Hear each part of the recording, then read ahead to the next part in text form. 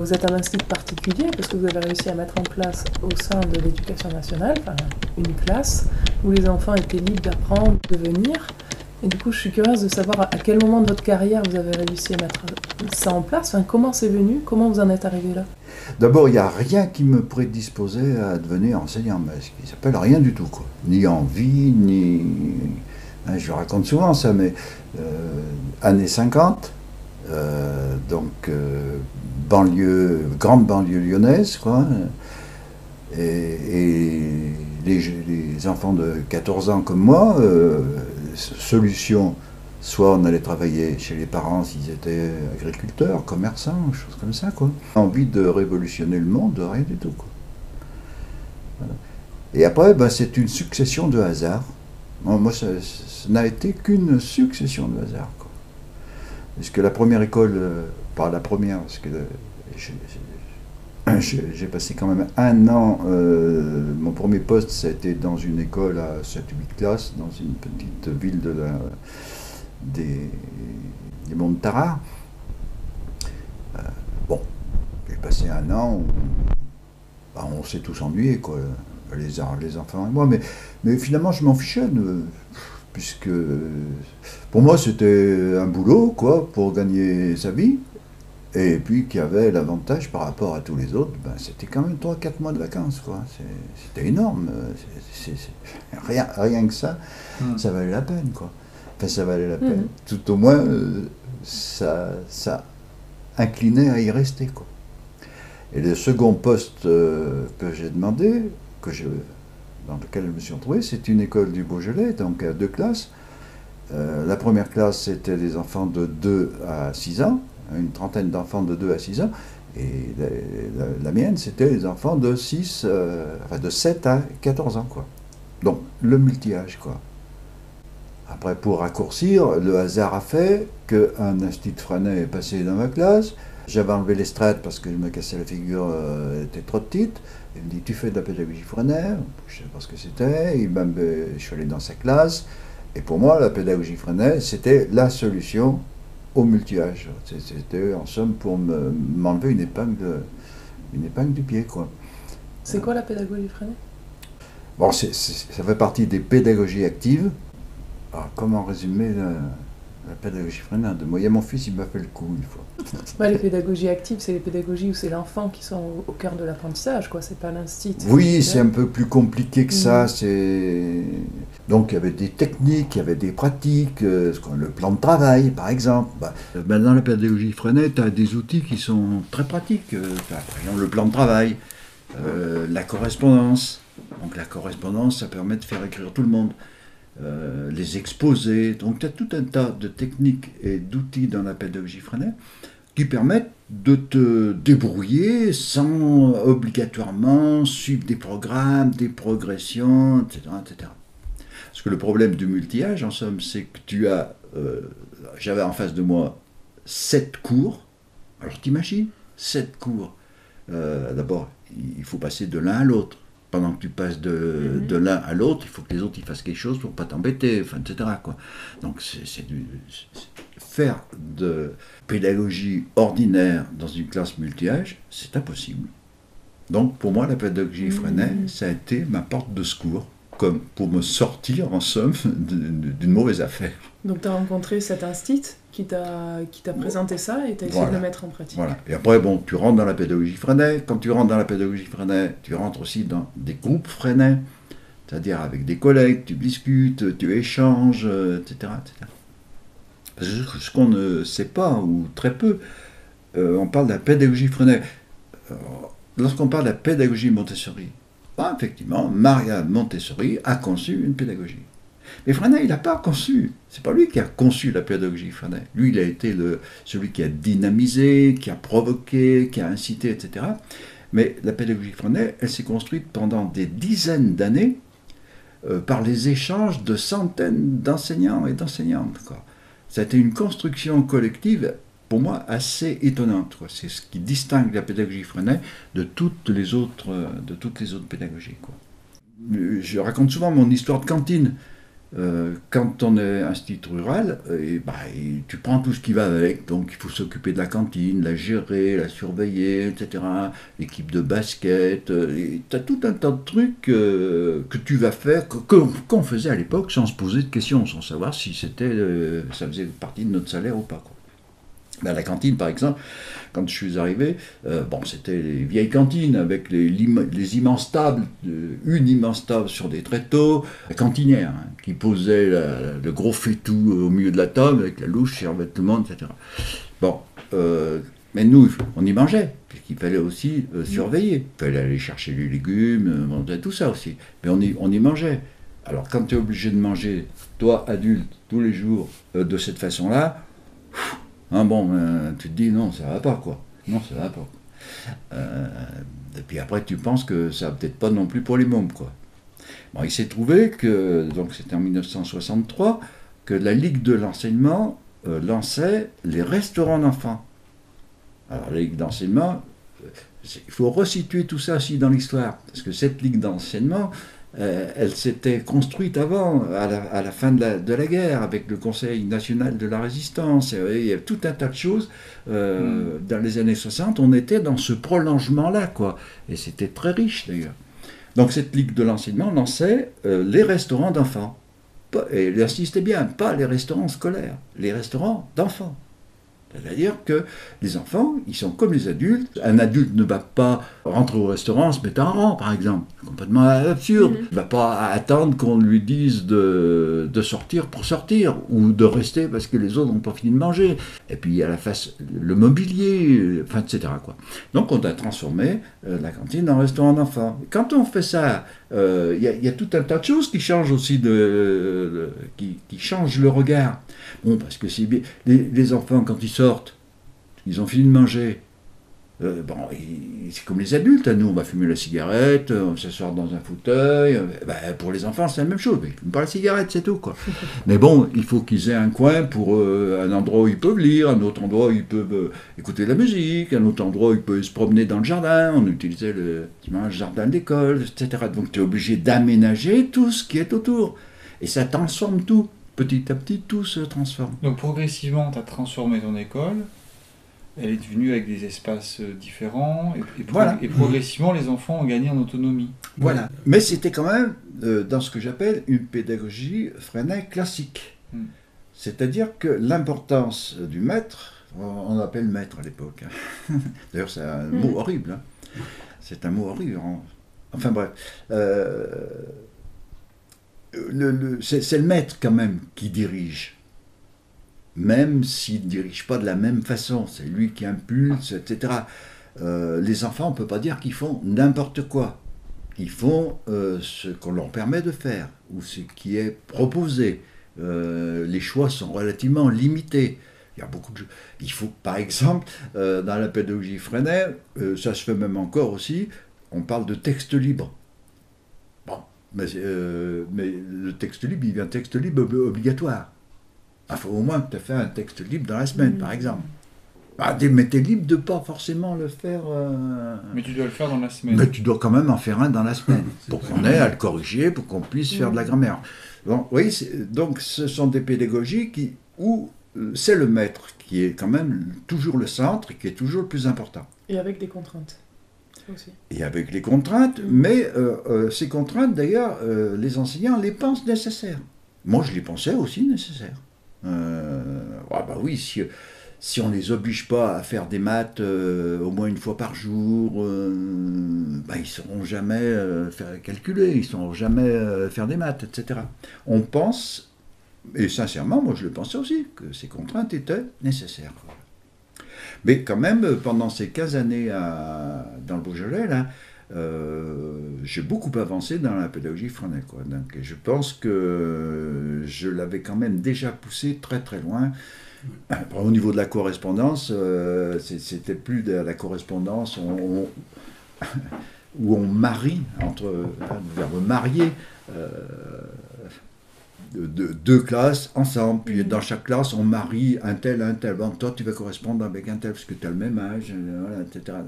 Voilà, puis c'est quasi obligatoire. Aujourd'hui c'est correspondance. Alors faut écrire au correspondant, etc.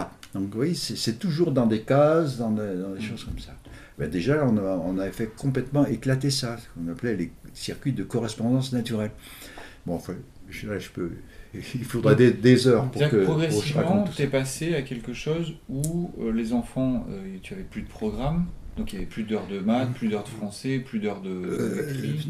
Non, c'était pas tout à fait ça encore. Hein. Non, on maintenait des choses qu'on maintenait. Mais, on avait le certificat d'études. D'accord, mais à la fin, donc du coup, même à la fin, tu avais encore des moments de cours on peut le dire, oui. Oui, on peut dire que c'était pas comme en pédagogie traditionnelle, mais c'était des moments où c'était moi qui dirigeais ça. On va dire ça. Hein. On va dire qu'il y avait de nombreux moments où c'était moi qui dirigeais. Et je pense que toutes les pédagogies actives, elles sont dans ce cadre-là. Elles sont ainsi, quoi. Alors après, lorsque je suis allé dans la Vienne, cette fois, c'est pas par hasard. Alors là, il n'y a pas eu de hasard, parce que là, j'ai demandé une classe unique.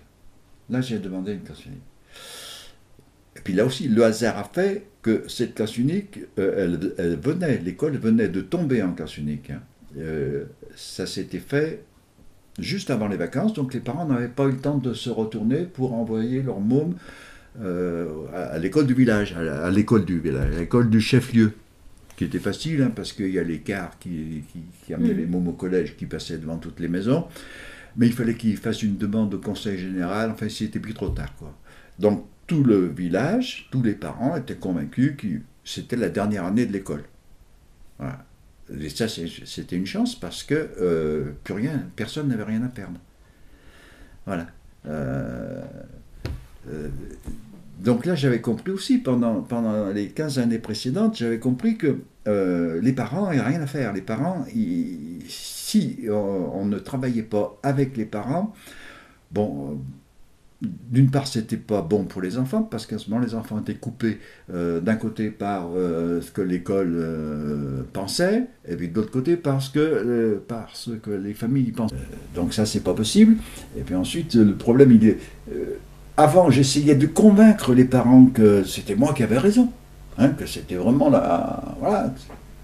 Les parents, ils n'avaient pas spécialement de raison de me croire, quoi.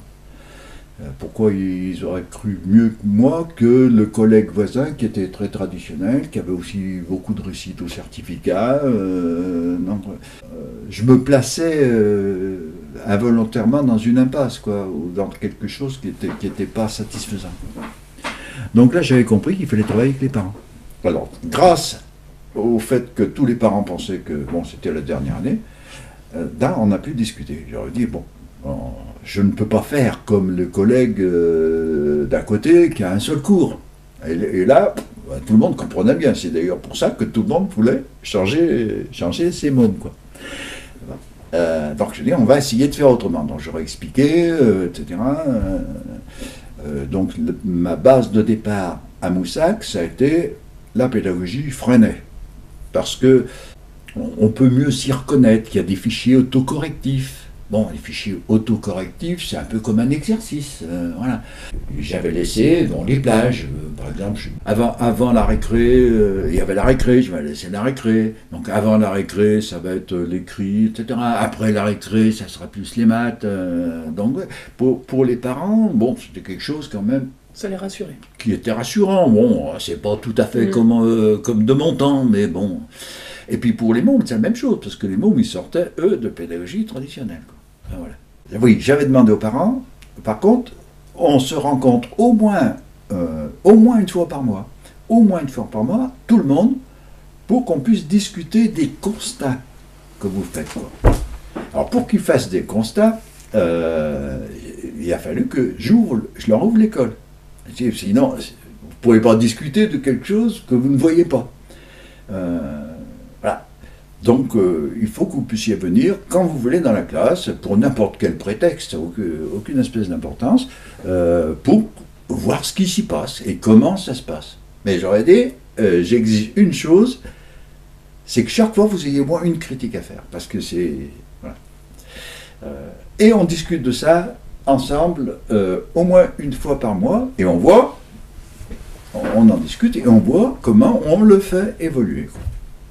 On se donne comme seul objectif, c'est que tous les enfants suivent ensuite au moins aussi bien que les autres en 6e, quoi, au collège. Quoi. Donc, et on est parti sur ces bases-là. Quoi. Et là, c'était assez vite, hein, parce que c'était pas encore tout à fait la communauté éducative, mais ça commençait à y être. Quoi. Quand des parents ils savent qu'on va les écouter, alors pas comme notre président le fait actuellement, quoi, que ce qu'ils vont dire, quoi que ce soit, ça va être écouté et discuté. Si ils se rendent compte que la stratégie, en somme, qu'on a mis en place, qu'elle tourne mal, eh bien, on peut la faire évoluer. Alors, à ce moment-là, cette stratégie, elle est acceptée.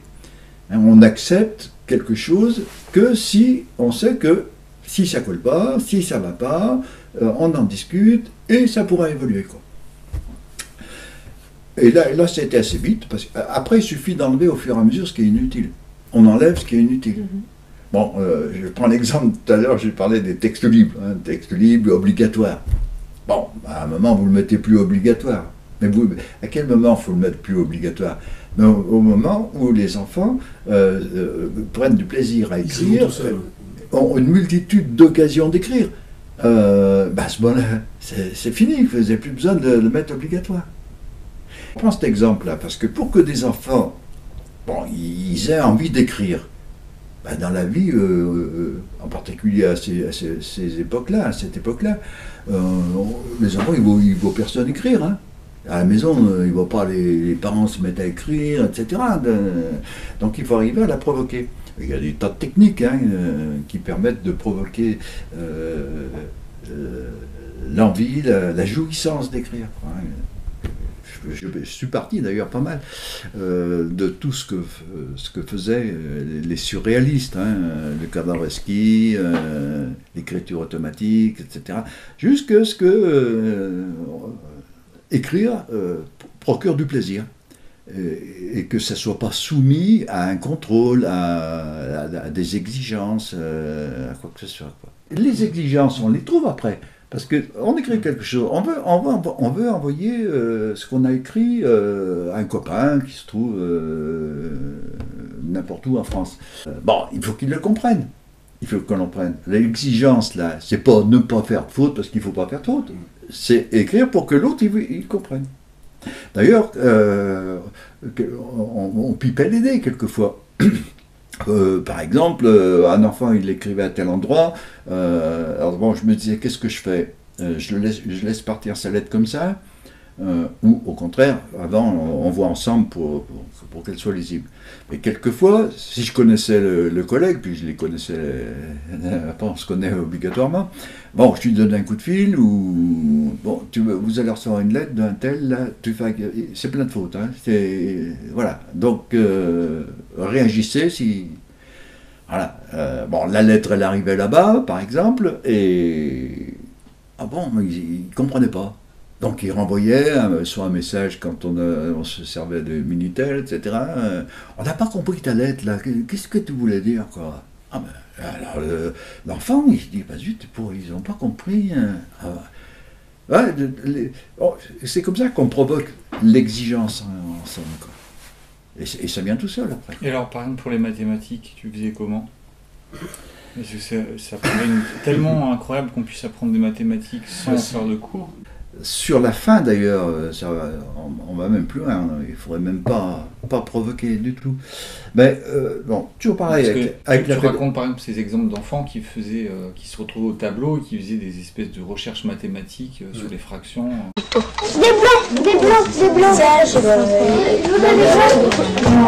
des blancs.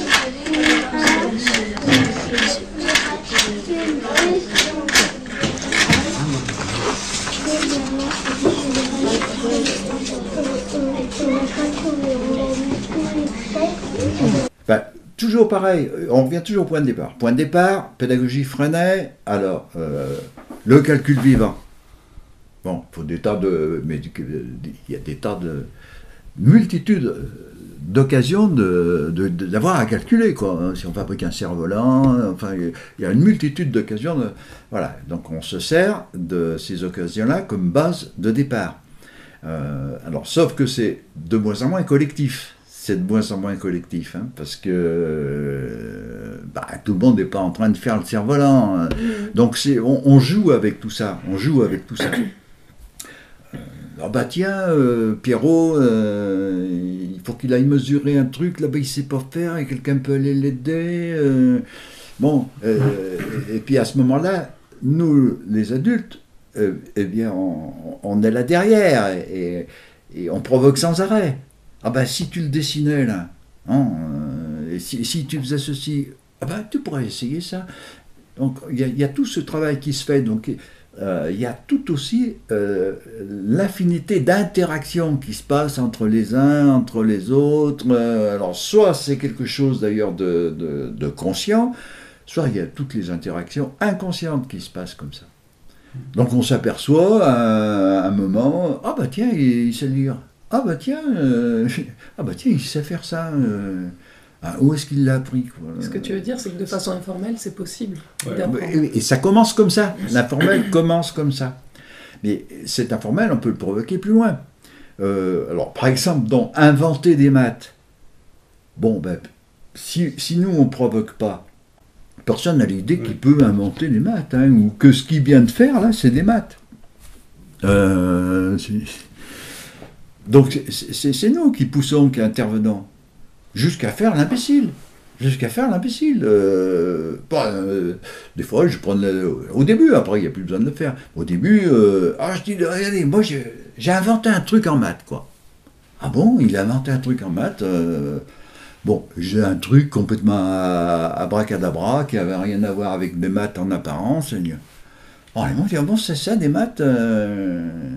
Et puis on joue, on continue de jouer, et puis après c'est eux-mêmes qui le font. Donc c'est des dynamiques à enclencher, quoi. Ce que tu veux dire, c'est qu'il n'y a même pas aucun savoir fondamental qui est nécessaire d'apprendre formellement. On peut tout apprendre informellement. C'est l'histoire de sa souris morte dans la cour. C'est-à-dire que la souris morte, après il faut faire un enterrement, donc il faut faire un cercueil, il faut calculer le bois pour le cercueil, il faut faire tout ça, c'est l'histoire de ça. Par exemple, c'est une souris morte dans la cour. Et ça fait tout d'un truc, ça fait un cours d'histoire, ça fait un cours d'architecture, ça fait un cours de mathématiques, et des fois, ça fait rien du tout. Un cours de menuiserie, et quelquefois ça fait rien du tout.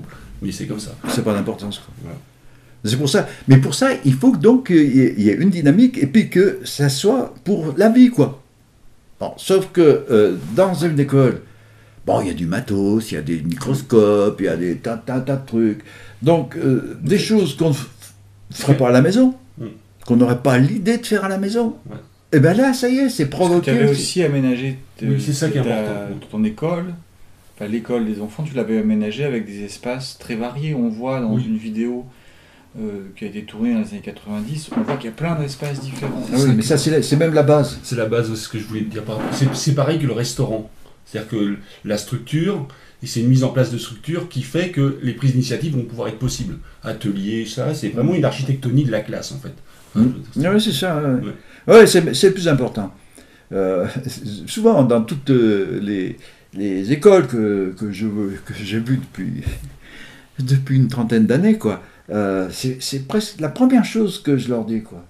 La première chose que je dis, parce que moi j'ai vu beaucoup d'écoles alternatives, donc récemment, il y a un grand espace, et instinctivement, tout est mis contre les murs, etc., et puis un grand espace au milieu, quoi. Et puis quand on discute, les animateurs, animatrices, enfin, ils disent, ah oui, mais quand même, hein, ça fait du bruit. Évidemment, parce qu'on s'interpelle d'un bout à l'autre, quoi. Et puis, ce qui est entrepris n'arrive pas à se poursuivre. Ah oui, parce que si je prends n'importe quelle histoire, l'histoire du poisson, par exemple, si on met un poisson à l'atelier science, en train de le disséquer, etc. Si le soir, faut le ranger dans un placard, etc., on va pas le ressortir le lendemain, il sentirait mauvais d'ailleurs. Mais tant que s'il y a un atelier science, ça reste, ça se poursuit, les autres peuvent venir voir. Voilà. On peut s'arrêter, reprendre, ouais, c'est ça. Mais j'avais aussi ce que j'avais, parce que ça, j'ai mis quelque temps à le faire, mais c'est surtout à Moussac. Mais déjà, ça avait commencé avec les maths modernes. Parce qu'il y a toutes les maths modernes, hein, la période des maths modernes qui nous ont vraiment beaucoup aidé, quelques-uns, à comprendre que les maths, c'était pas quelque chose qu'on apprend, c'était vraiment un langage, c'est-à-dire une façon de percevoir le monde, de créer le monde, quoi. Pas seulement de le percevoir, mais de le créer. Qu'est-ce qu'on avait à se construire, qu'est-ce qu'on se construit naturellement, c'est pas du tout des choses, des apprentissages, c'est des langages.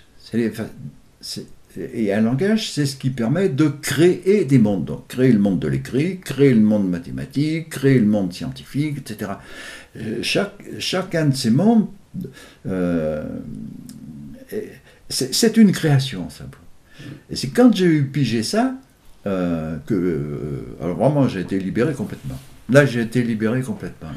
Et est-ce que, en laissant les enfants libres d'apprendre informellement, ils ont le même niveau en maths, en lecture, en écriture que les autres qui apprendraient de façon formelle?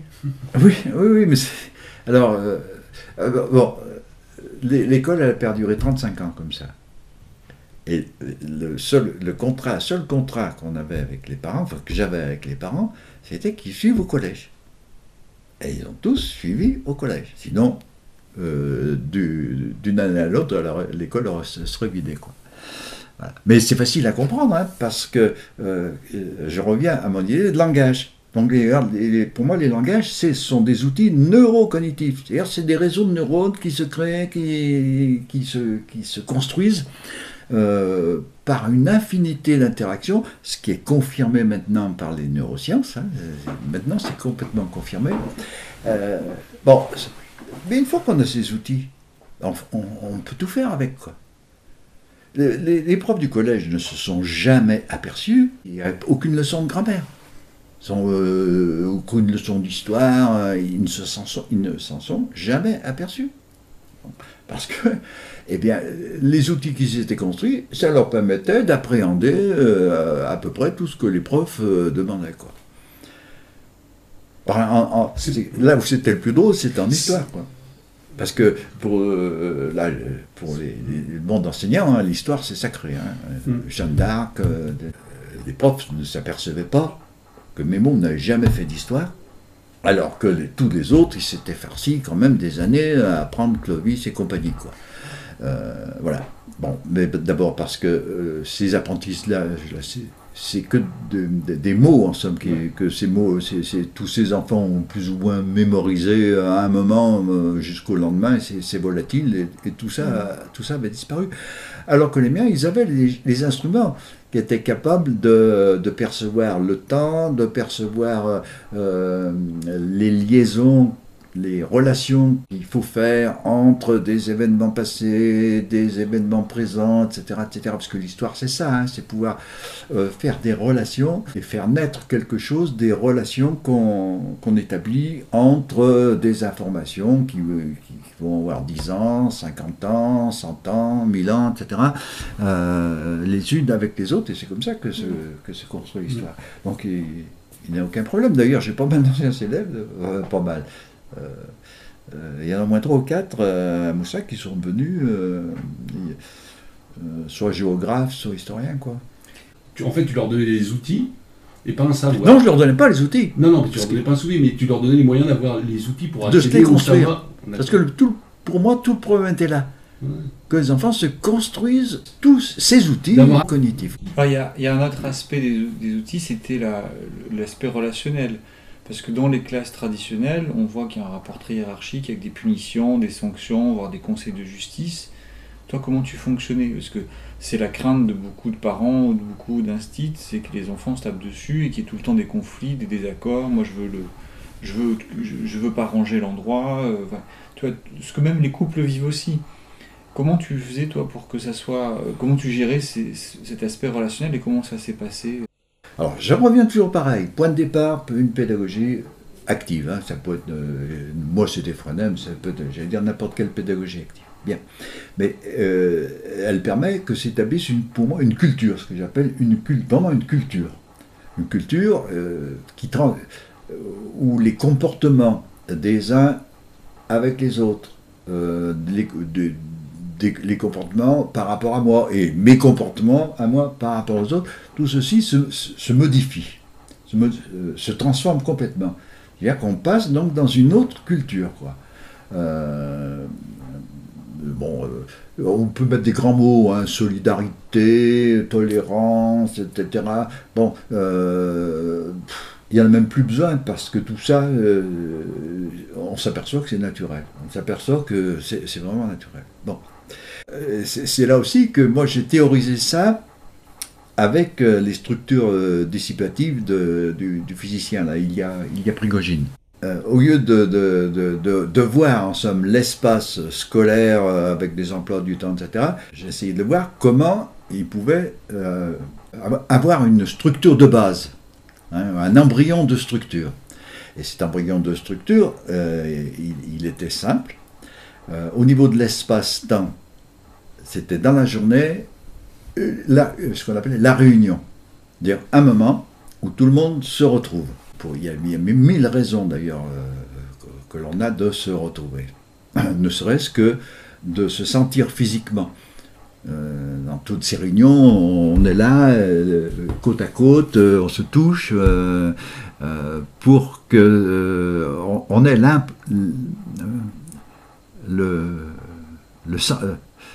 perception qu'on fait partie d'un tout, qu'on fait partie d'un collectif. Puis il faut retrouver la confiance entre les uns et les autres, etc. Enfin, c'était l'espace-temps central de ce que j'ai appelé la structure dissipative. Ensuite, c'était l'aménagement, c'est-à-dire tous les ateliers permanents, ça fait partie de la structure. Donc on a ces deux piliers essentiels. Le troisième pilier, c'est la communication, c'est pouvoir que toutes les informations, celles de l'intérieur, celles de l'extérieur, tout ça puisse se croiser, se brasser, etc. Quand je parle information, vous êtes une information, c'est une information. Parce que quand on entend information, on pense qu'à la radio, aux informations, aux livres dans lesquels...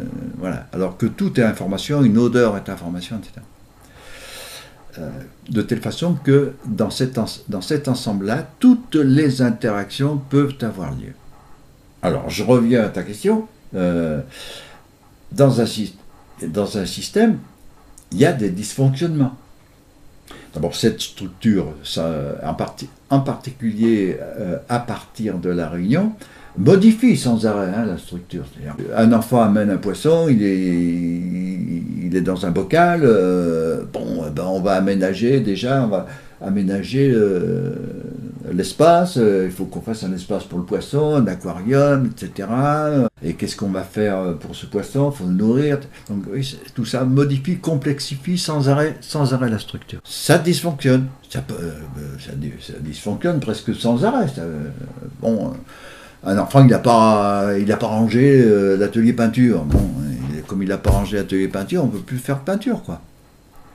Alors c'est que là, je distingue vraiment deux choses, toi. C'est embêtant pour tout le monde, hein. Bon, soit on va agir sur le comportement de l'enfant qui n'a pas rangé l'atelier peinture.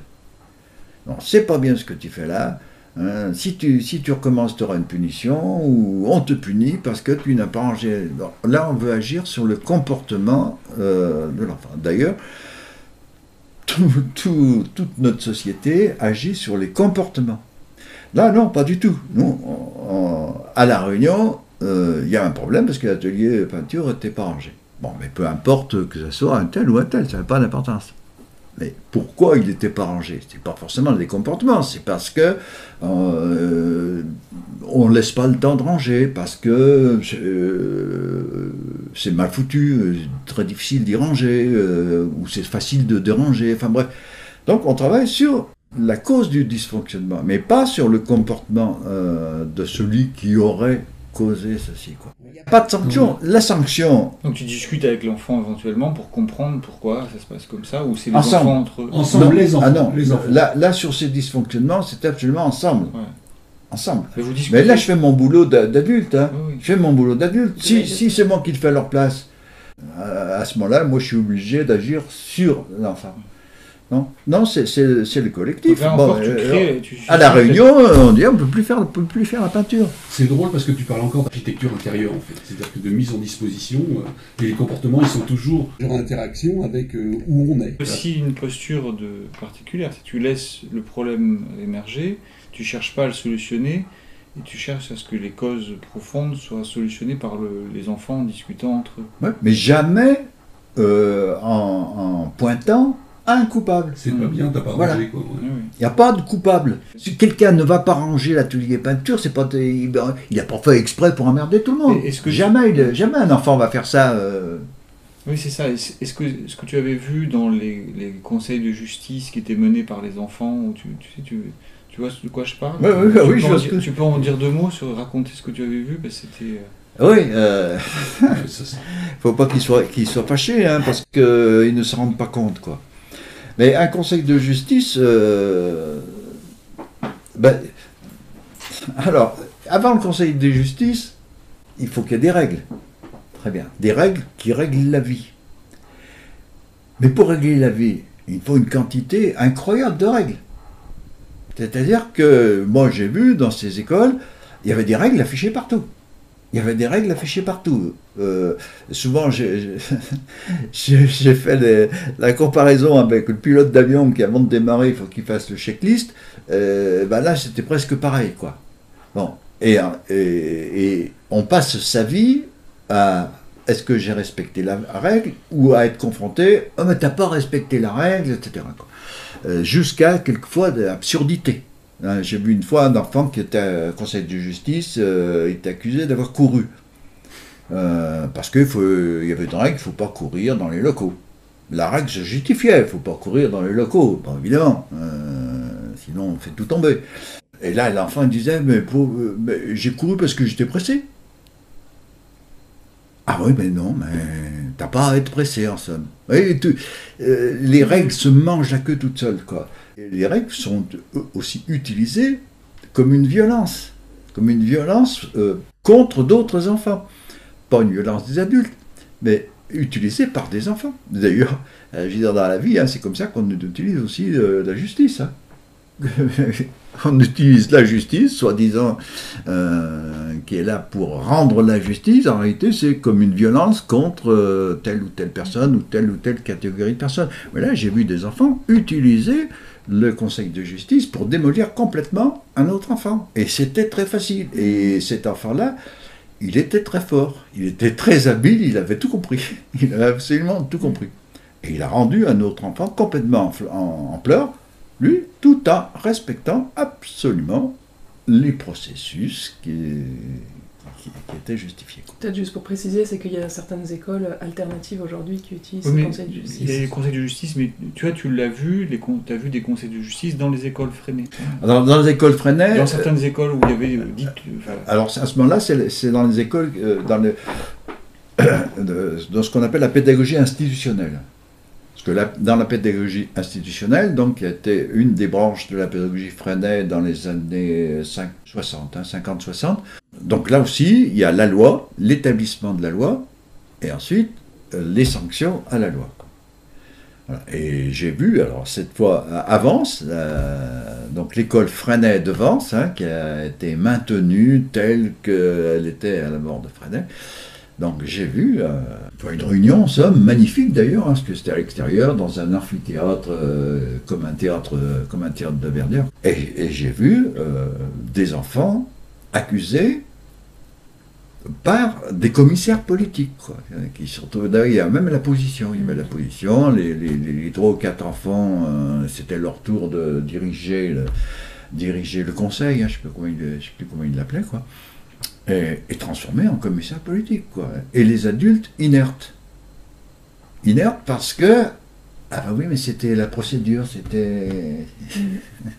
Donc là, l'enfant se faisait condamner. Une fille qui était condamnée par ce conseil de justice.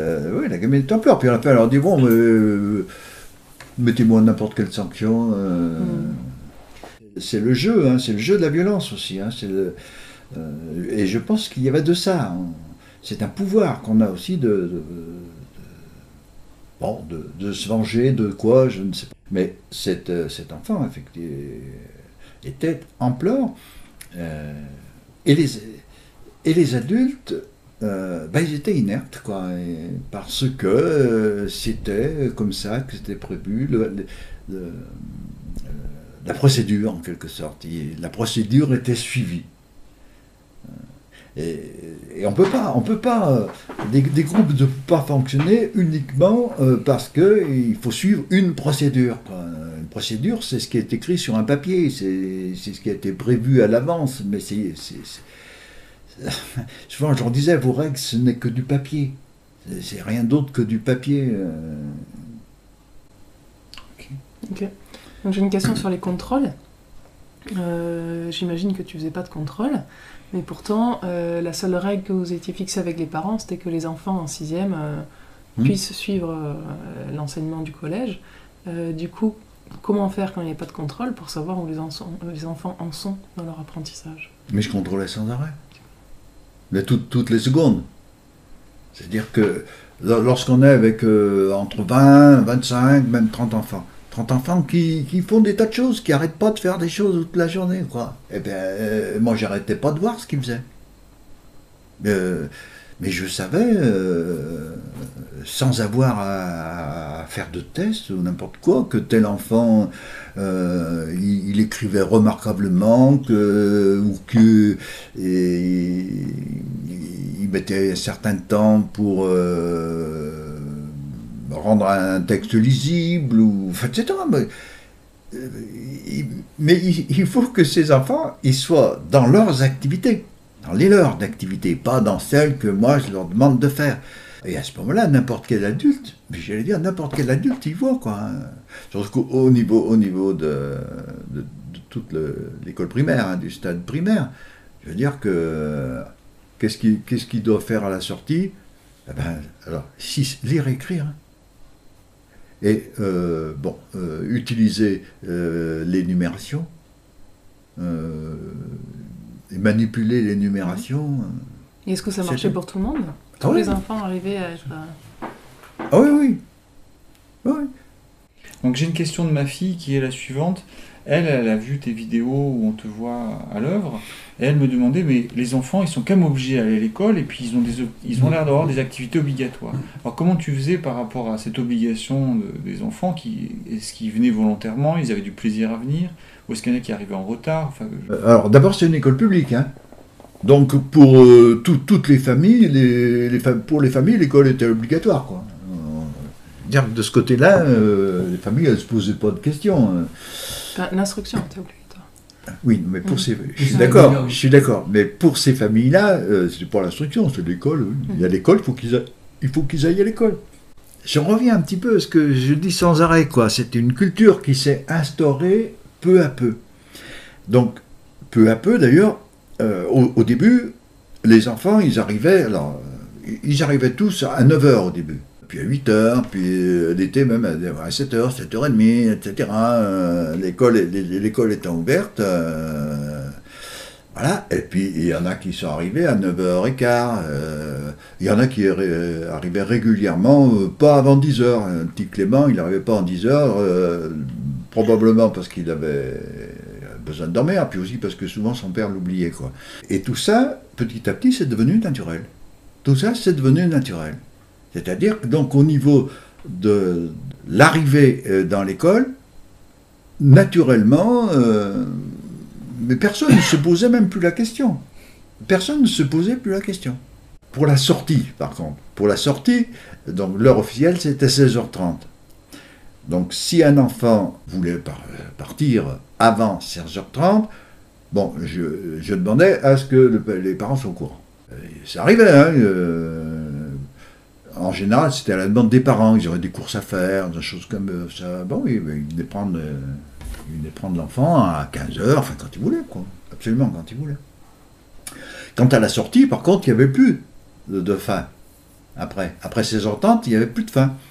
Donc il y en a qui restaient 5h jusqu'à 6h30. Bon, alors Et l'été, il arrivait même à ce qu'il y en ait tout le temps, quoi. Parce qu'il venait dans le jardin, il venait continuer des trucs dans le jardin, il venait écouter de la musique, etc. Et on avait aussi ouvert le mercredi. Donc, ah oui, là, c'était déjà le mercredi. Donc, le mercredi, pareil. Le mercredi, pareil. Puis ensuite, le samedi. Et puis ensuite, pendant les petites vacances. Et puis ensuite, par contre, le mois d'août, officiellement, elle était fermée. Donc, elle était ouverte en permanence. Et toi, tu y étais tout le temps ou tu partais, tu laissais les enfants seuls? Alors, j'y étais pas tout le temps, hein. J'y étais pas tout le temps. Mais c'est pareil, on se rend vite compte, est-ce qu'on peut les laisser, est-ce qu'on ne peut pas les laisser? Là aussi, c'est une culture qui s'instaure. L'histoire de faire confiance aux enfants, d'ailleurs faire confiance à n'importe qui, on ne fait pas confiance comme ça, c'est que petit à petit, on se connaît, etc. Et on sait que c'est possible. Et arrivé un moment, je savais que c'était possible pour tout le monde, quoi. T'as des enfants qui sortaient pour aller faire un reportage, pour aller à la poste, pour aller chercher de l'eau à la fontaine, j'en sais rien. Ça pendant le temps scolaire. Pendant le temps scolaire. Il y a des enfants au début, par exemple Sébastien, au début je dis non Sébastien, j'aime mieux que tu sortes pas toi pour l'instant encore, parce que je savais que le Sébastien qui venait d'une autre école et qui était explosif, qui avait pas mal de problèmes, je savais que là il y avait un risque. Donc je ne le laissais pas sortir au début. Et puis au fur et à mesure que ça y est, et ça vient très vite, hein. Et à la fin, je savais que Sébastien pouvait sortir. Non. Quand tu étais un tout petit, mais il y a toujours un grand qui se proposait, une fille, un garçon, je vais avec lui. Et voilà, quoi. Mais ça il n'y a pas besoin de... On sent... on sent qu'un enfant, il peut faire quelque chose, ou qu'il ne peut pas encore trop le faire, donc on va mettre un peu des freins, parce que c'est... Je veux dire que ce que vous faites avec vos enfants, quoi. Je veux dire que presque ce que tout le monde fait avec ses enfants, quoi. J'ai une question par rapport aux horaires d'école. Comment ils considéraient, par rapport à la notion de travail, comment c'était considéré? Est-ce que c'est des activités? Est-ce que c'est du travail? Oui, mais c'est le mot travail qu'on avait. On parlait plus de travail. Non, on parlait plus de travail. Hein. C'est le mot travail. Hein. Parce que c'était une continuité. Les mômes, ils arrivaient le matin.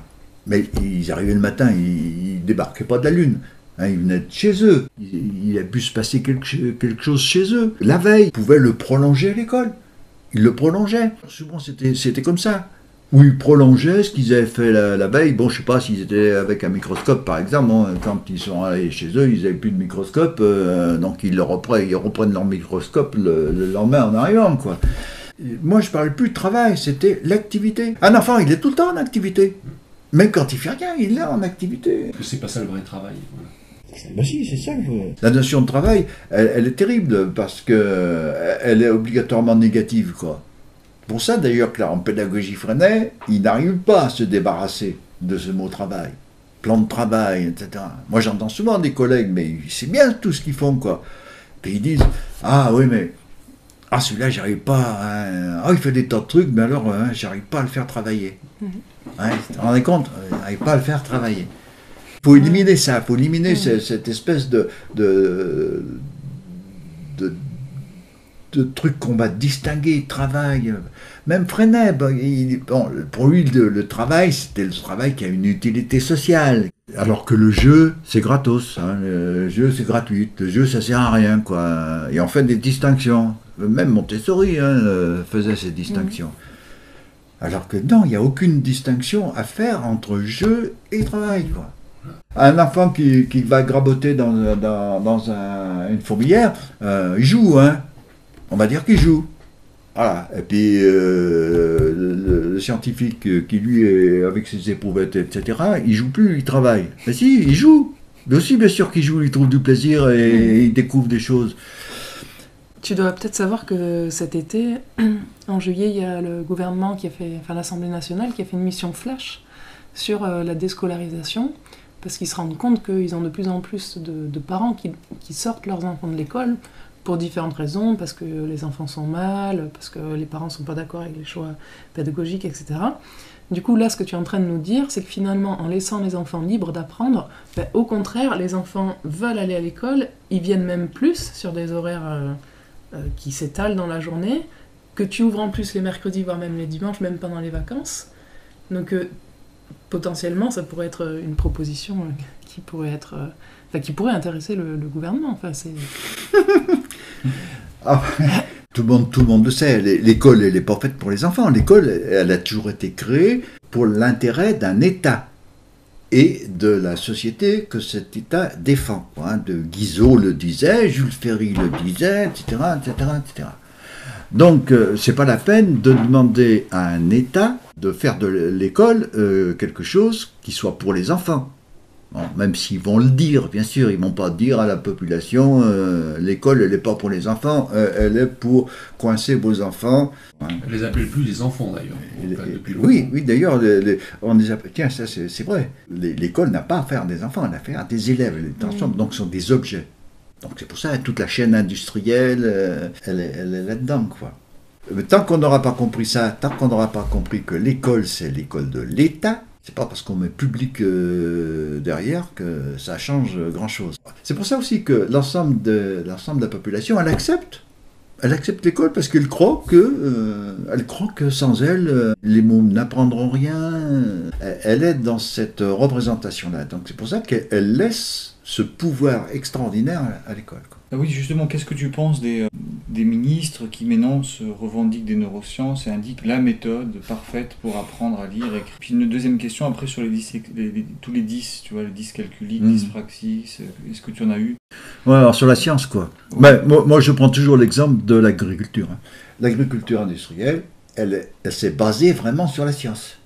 C'est la science qui a produit l'agriculture industrielle. On sait ce qu'en est advenu. C'est la même chose si on veut faire la culture d'enfants, si on veut cultiver des enfants par rapport à la science, c'est exactement la même chose. D'autre part, la science biologique du temps de l'agriculture industrielle, elle était quand même très avancée, elle était quand même pas mal avancée. Cette agriculture industrielle, c'est quand même basé sur des choses toujours justes, sur des choses qui sont avérées toujours exactes. Les besoins des plantes, ou les choses comme ça. Bon, ça n'a pas été modifié. Ça s'est bien complexifié depuis, mais ça n'a pas été modifié. Tandis que, au niveau des neurosciences, on veut se baser, en particulier ce ministre-là, sur des choses qui ne sont pas du tout avérées, par contre. Ce sont des balbutiements. Donc Stanislas Dehaene, par exemple, quand il dit « Ouais, les enfants, ils apprennent à lire comme ceci et comme cela, parce que leur cerveau, il apprend comme ceci et comme cela. » Il faut voir d'abord sur quoi il s'est basé. Il s'est basé, comme tout scientifique qui fait une expérience, il faut qu'il ait des données simples, n'est-ce pas, qu'il puisse mettre dans des statistiques et des choses comme ça. Bon, donc là, il a pris des enfants, il a remis des électrodes sur la tête pour lire les images provoquées dans le cerveau par des enfants apprenant à lire avec une méthode. Alors, il y a des enfants qui apprennent à lire sans méthode. Ah oui, mais ça, c'est pas possible, parce que pour un scientifique, il peut pas le faire. Pour un scientifique, il faut que les données soient les mêmes pour tout le monde. Si elles ne sont pas les mêmes pour tout le monde, il ne peut rien en tirer. Bien.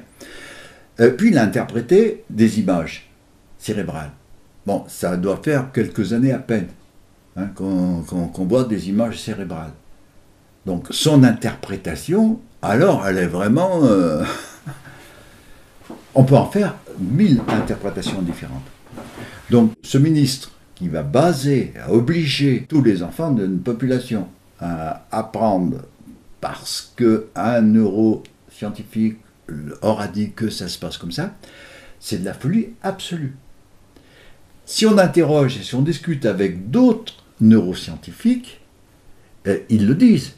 Ils le disent que c'est aberrant que Stanislas Dehaene ait tiré de telles conclusions d'observation et d'une expérience qui est sommaire, qui est simpliste, donc c'est complètement aberrant.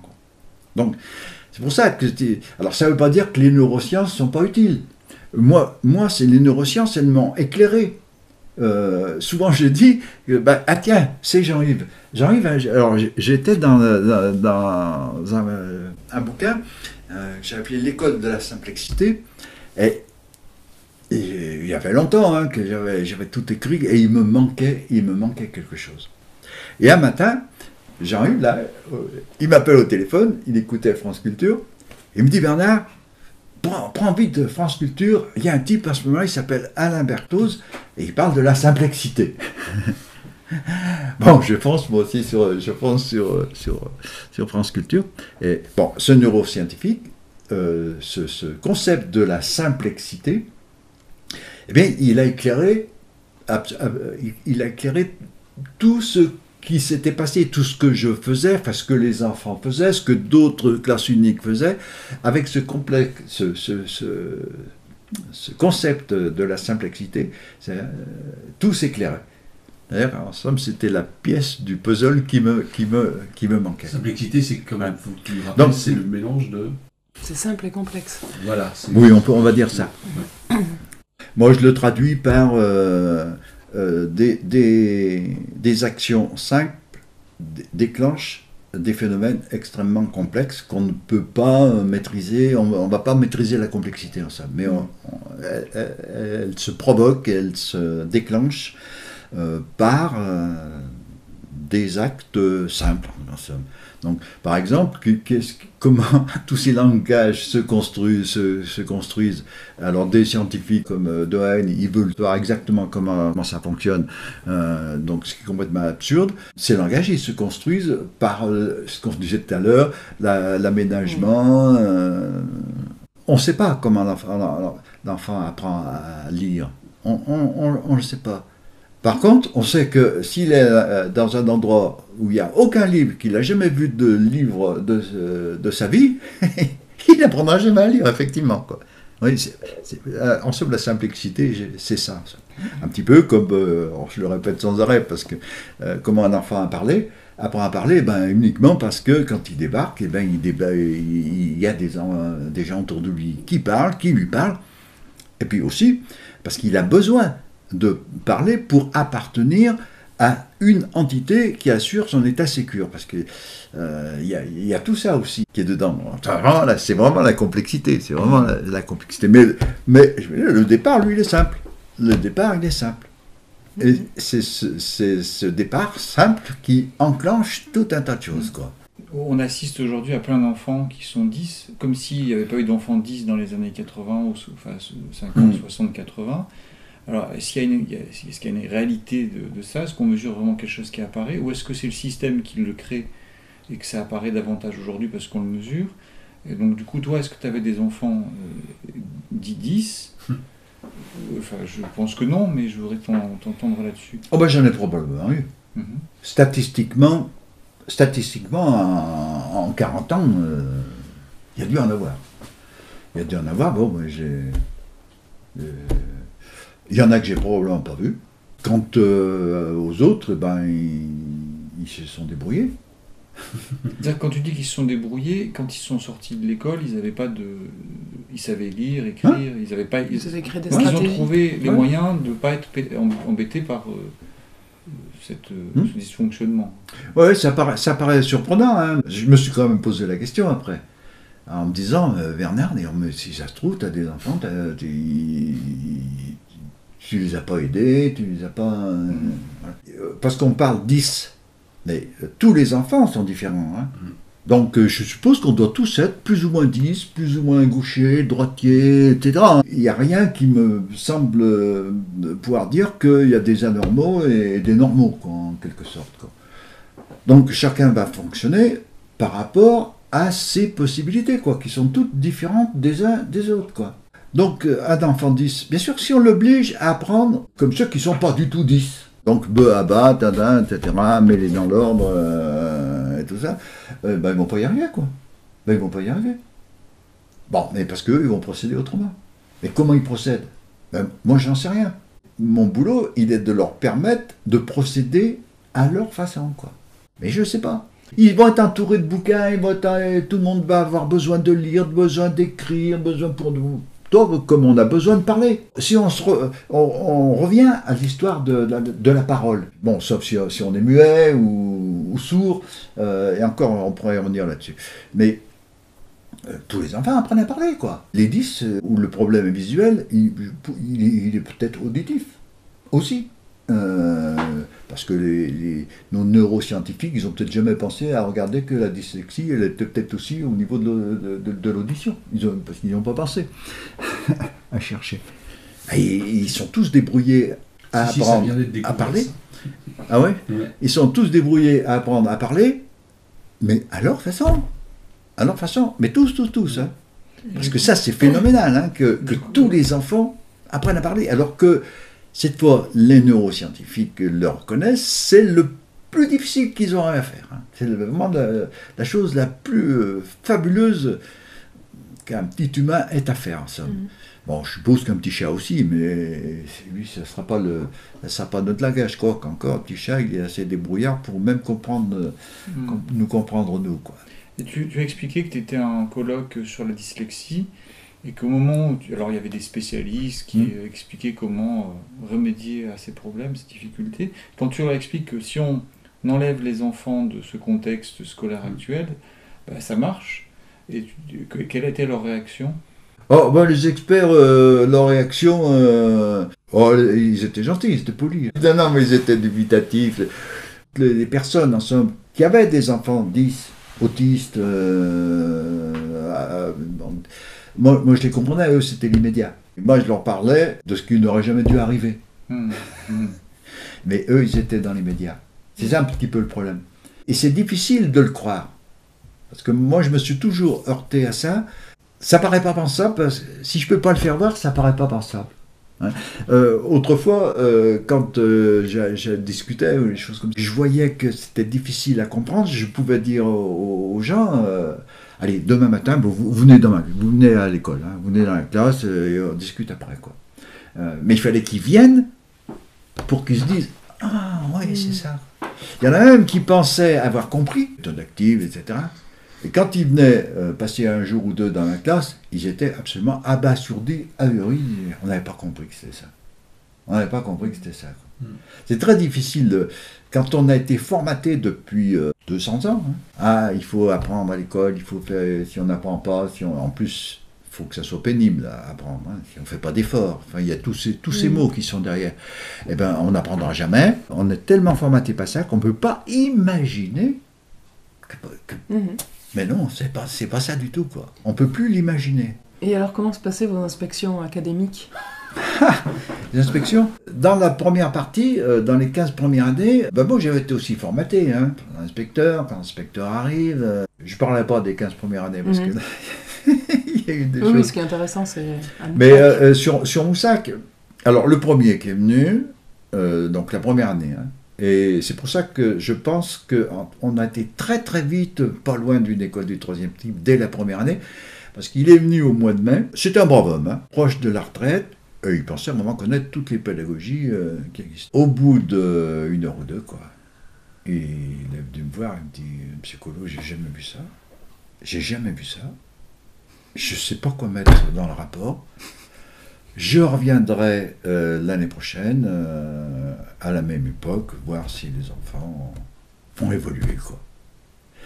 Il est vraiment honnête, hein. Il est revenu l'année suivante, il a pris plein de notes, il a pris tous les enfants. D'abord, il a vu aussi que tous les enfants étaient restés. Parce que je pense bien que la première année, il a dû se dire, les familles vont pas accepter ça, vont protester, soit elles vont toutes partir, soit elles vont se plaindre, et à ce moment-là, j'agirai. Il n'avait reçu aucune plainte de famille. Toutes les familles qui étaient restées, il y en était venu d'autres. Il a pris ses notes, il a constaté que... Ouais, donc, ouais. Dans le rapport, parce qu'il fallait bien qu'il mette quelque chose, il a juste mis une critique, parce que s'il y a un inspecteur, il ne met pas de critique, c'est plus un inspecteur, quoi. Il avait juste mis, il faudra que M. Collot fasse attention, parce que sous la porte du couloir d'entrée, il y a un jour qui est quand même désagréable, l'hiver, par période froide, enfin un truc comme ça, quoi. Cet inspecteur-là, mais qui était un brave homme, hein, qui a vraiment été un brave homme, il avait fait quelque chose, ça paraissait très moderne à l'époque, il faisait faire un pré-rapport aux enseignants, c'est-à-dire ceux qu'il allait inspecter, il leur envoyait une feuille, voilà, où il y avait des questions, il fallait que les enseignants répondent, voilà, puis il y avait même une notice qui accompagnait en disant comment il fallait qu'ils répondent, quoi. Par exemple, les cahiers, vous savez, quel cahier vous avez, non. Voilà, toi, tu n'avais pas de cahier. Voilà. Alors moi, j'ai joué le jeu. Alors, mais par contre, j'ai expliqué. Alors, cahier, par exemple, justement, il n'y a pas de cahier. Donc, j'ai expliqué. J'ai expliqué, mais alors, par contre, pas en 2 lignes. Hein. Il s'est farci des feuilles rajoutées, etc. Parce que dans son rapport, donc, il y avait ça. Donc c'était nous qui devions les enseignants, et de l'autre côté, il y avait une marge où il devait marquer ses observations. Alors quand il m'a renvoyé le rapport, en face, il y avait juste des traits rouges. Et donc son rapport, il n'a rien mis du tout, sauf que les enfants semblent avoir fait des progrès normalement. Et voilà. Mais il faudra faire attention à la porte, au jour qui est sous la porte. Il y a aussi le rapport de force. Quand je suis arrivé à Moussac, j'étais barbu, chevelu, j'étais pas hippie, hein, du tout, mais bon, les circonstances de la vie avaient fait que c'était comme ça, quoi. Donc c'est vrai que j'étais assez impressionnant, quoi. Dans les conférences pédagogiques, en général, la première conférence pédagogique où je suis allé, quoi. Bon, les enseignants ne disent rien, hein. L'inspecteur il peut dire n'importe quoi, ils disent rien, etc. Mais moi, non, j'ai posé quelques questions, fait des remarques, et j'ai bien vu qu'il y a des oreilles qui se dressaient. L'autre, il a compris que si je voulais l'embêter en public, je pouvais l'embêter en public. Donc il y a ces rapports de force qui sont établis, avec tous d'ailleurs. Hein. Avec tous, ils avaient pigé que, bon, ou ils me fichaient la paix, ou je pouvais ne pas leur ficher la paix. Voilà. La résistance passive, en somme, j'étais très fort dans ce type de résistance-là, quoi. Donc la deuxième, c'était une inspectrice, New Look, son mari était banquier, elle arrivait avec ses inspections Mercedes, elle disait « Oh, j'en ai marre, je vais aller garder les chèvres. » Alors évidemment, moi, le jour où elle m'avait sorti ça, je lui ai dit « Vous savez ce que c'est que de garder des chèvres, hein, parce que vous n'allez pas les garder avec une Mercedes, là. » Enfin, donc, oui, le type de rapport que j'avais établi avec eux. Parce que tout le système tient à cette infantilisation. Ça.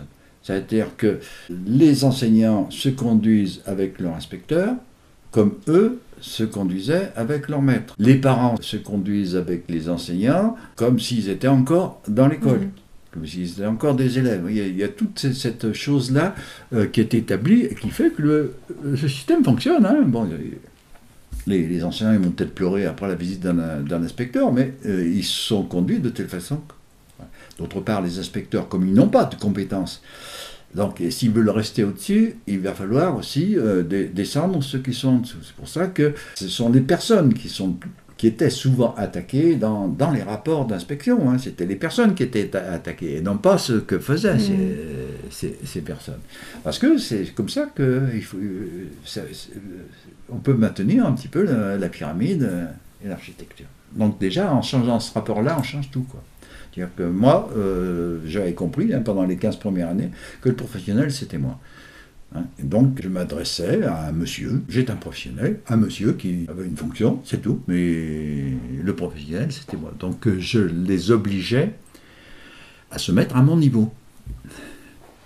J'allais dire, à se rehausser à mon niveau. Au lieu de faire l'inverse, hein, au lieu que ce soit les enseignants qui s'abaissent à ce moment-là.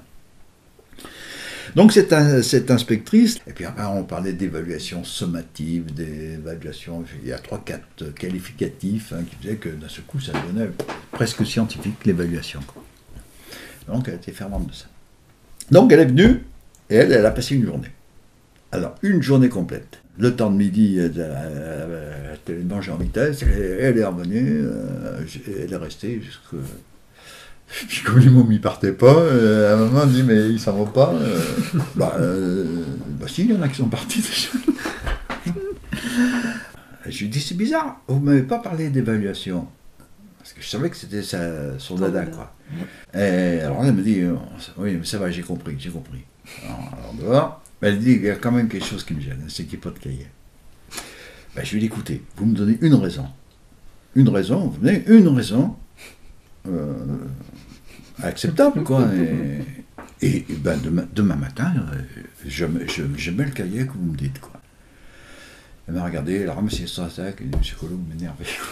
Elle est partie, quoi. Puis après que le troisième, non, là c'était, je raconte pas parce que c'était folklorique. Ouais, c'est le dernier que j'ai envoyé à l'hôpital. Non mais pas du tout, pas un coup de poing, rien du tout. D'ailleurs Moussa qui était devenu la bête noire de l'académie, quoi, parce que c'était à l'époque où il supprimait toutes les petites écoles, quoi. Et là il pouvait pas y toucher parce que c'était tout un village, quoi. Mais vraiment tout un village, hein, les vieux, les vieilles. Il fallait pas toucher l'école parce qu'autrement là c'était la révolution dans tout le département, là, quoi. Donc on les ennuyait vraiment, et on ennuyait en particulier le dernier inspecteur. Et un jour il était allé se plaindre à l'inspection académique, je ne me souviens plus pour quelle raison. Et l'inspecteur d'académie, alors c'est la secrétaire de l'inspecteur qui m'a raconté ça après. L'inspecteur de l'académie dit, foutez-moi la paix pour l'instant avec Moussa, que je ne veux plus en entendre parler, foutez-moi la paix avec ça, quoi, etc. Il est ressorti blanc comme un neige et il s'est retrouvé en dépression nerveuse le lendemain. Il était un mois en dépression nerveuse. Et alors, on entend souvent que si on laisse les enfants qui sont libres d'apprendre et à leur rythme, qu'on va en faire des enfants qui sont déconnectés de la société. Ou des enfants rois. Ou des enfants rois. Enfants rois, je ne sais pas quoi répondre, hein, parce que... C'est pas vrai, quoi. Je vais comprendre enfant soumis, c'est sûr. Enfant soumis, il faut ce que c'est. Enfant roi, c'est l'enfant qui va faire ce qu'il veut, quand il veut, qui va pas écouter... Bah oui, mais c'est pas pour ça qu'on est roi, quoi. Non, je vois pas trop. Pour moi, l'enfant roi, ça serait l'enfant qui soumettrait des adultes. Donc, je suppose que ses parents, hein, qui soumet ses parents. Ce sont des absurdités, des mots, ça n'a pas de sens. Ça n'a absolument pas de sens. Bon, si vraiment un enfant soumet ses parents, etc., bon, bah, je trouve que ses parents ils sont vraiment cons, quoi.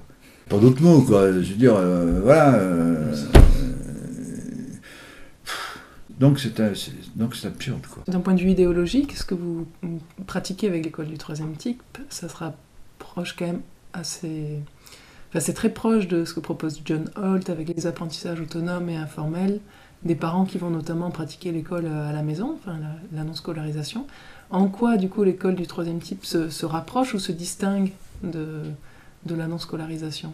Bah, pour moi, ben non, sauf que dans la non-scolarisation, les enfants ils peuvent rester chez eux, quoi. C'est-à-dire qu'ils ont chez eux un environnement et des adultes, hein, parce que pour rester à la maison, il faut quand même qu'il y ait ou la maman ou le papa ou les deux qui y soient, quoi. Hein. Ce qui n'est pas donné à beaucoup de monde, hein. Grosso modo, c'est pas donné à beaucoup de monde, quoi.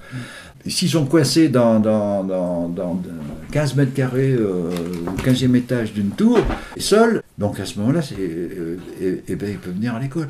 Ce qu'ils ne peuvent pas trouver dans leur environnement familial, eh ben, ils le trouvent à côté. Il est à côté, quoi. Mais c'est un peu difficile aussi ça à bien piger, parce que ça ne veut pas dire que dans leur environnement, dans leurs 15 mètres carrés, etc., que l'environnement familial, il va être néfaste, ou voilà, parce que souvent, hein, on dit, c'est ce qui a été dit par Guizot, par tous d'ailleurs, hein, pourquoi l'école ? Pour enlever l'enfant à l'influence néfaste de la famille. Hein. Sous Jules Ferry, à l'influence de la famille catholique et de l'Église. Donc pour enlever l'enfant à une influence néfaste, quoi. Et c'est ce que j'entends encore dire aujourd'hui. Hein. Alors on ne dit pas néfaste. Hein. On m'a trouvé tout un tas de termes pour arranger ça, mais grosso modo, ça veut dire la même chose, quoi. Oui, parce que l'instruction en famille, c'est pas uniquement l'école à la maison, ça peut être oui, bien sûr. Qui sortent. Ouais. Non, moi, je vois pas de... Il n'y a pas de différence. Sauf que l'espace n'est pas le même. Parce que quand on parle de l'instruction, là, alors, il faut mieux parler de homeschooling directement, hein, parce que l'instruction en famille, bon, ça peut être l'école traditionnelle, donc on s'entend bien là-dessus. Oui, il y a d'autres enfants, il y a des relations, il y a tout un tas de choses. Voilà, ce qui se passe à l'école, quoi. Dans la famille aussi, pas dans toutes les familles, mais dans toutes les familles, il y a une espèce d'autogestion qui se crée entre les uns et les autres pour que la liberté de faire soit possible pour les uns et pour les autres, ne soit pas néfaste à l'ensemble, enfin, etc. Quoi. Bon, mais là, c'est la même chose. On va peut-être plus travailler, enfin, dans ce que nous avons fait, hein, avec d'autres classes uniques. On va plus travailler cette fameuse échéance hein, à laquelle on était obligé. Hein, c'est-à-dire qu'à 10-11 ans, il faut qu'ils puissent suivre comme les autres au collège. Puisqu'on était dans l'école publique. Donc on a beaucoup plus travaillé pour booster, entre guillemets, tout ce qui allait conduire donc, aux 3 principaux langages. Tout ce qui est langage écrit, langage scientifique et langage mathématique, quoi, voilà, pour que ces 3 outils-là soient construits et puissent leur permettre ensuite de suivre normalement. Là. Voilà. On avait 7 contraintes en plus. Mais cette contrainte-là, elle a été intéressante parce que par rapport à Genol, par rapport aux écoles démocratiques, tout cela, elle nous a permis de pas mal avancer dans toutes les conditions, en somme, qui permettent d'aboutir à... Moi, c'est ce que j'appelle une égalité. Et alors, quel conseil vous donneriez à un instit qui aimerait mettre en place cette école du 3e type dans sa classe ? Ben, il ne peut pas la mettre en place. Ben, il fait un petit pas. Et c'est ce que nous, on a fait. La plupart des instituts qui vont loin, qui vont le plus loin possible, hein, parce que c'est vraiment, dans l'école publique, c'est limité, quoi. C'est vraiment limité. Et ben, c'est d'un petit pas avec un autre petit pas. Ce qui se passe dans les familles, la même chose. Hein, quand tout le travail qui a été fait par Alan Thomas et Harriet Paterson, c'est extraordinaire, parce que c'est le même processus pour toutes ces familles donc, qui ont déscolarisé, hein, qui faisaient d'abord un peu l'école à la maison, puis bon, on va arrêter d'en faire le matin, ou d'en faire l'après-midi, ça ne sert à rien, et puis etc. etc. Et c'était exactement le même processus, hein, de petit pas en petit pas, quoi. Maintenant, je pense que c'est encore nécessaire, même pour les écoles alternatives, je pense que c'est nécessaire. Moi, j'ai vu toutes celles qui sont en difficulté, très vite en difficulté, sont basées sur des principes. C'est comme ça que ça se passe, c'est comme ça que c'est bien, on le fait d'emblée, et ben, ça ne marche pas. J'ai encore vu, il n'y a pas longtemps, des messages sur Facebook, là, sur EDEC France. Ouais, mais alors là, ils obéissent pas, ça bouge, enfin, etc. etc. Ben oui, c'est des enfants, ils n'ont jamais été avant dans les conditions d'une liberté. Alors peut-être préciser, le DEC, c'est l'association qui regroupe les écoles démocratiques. Voilà. Et les écoles démocratiques, du coup, tu veux expliquer ce que c'est ? Les enfants sont libres. Alors, il y a l'aménagement. Hein.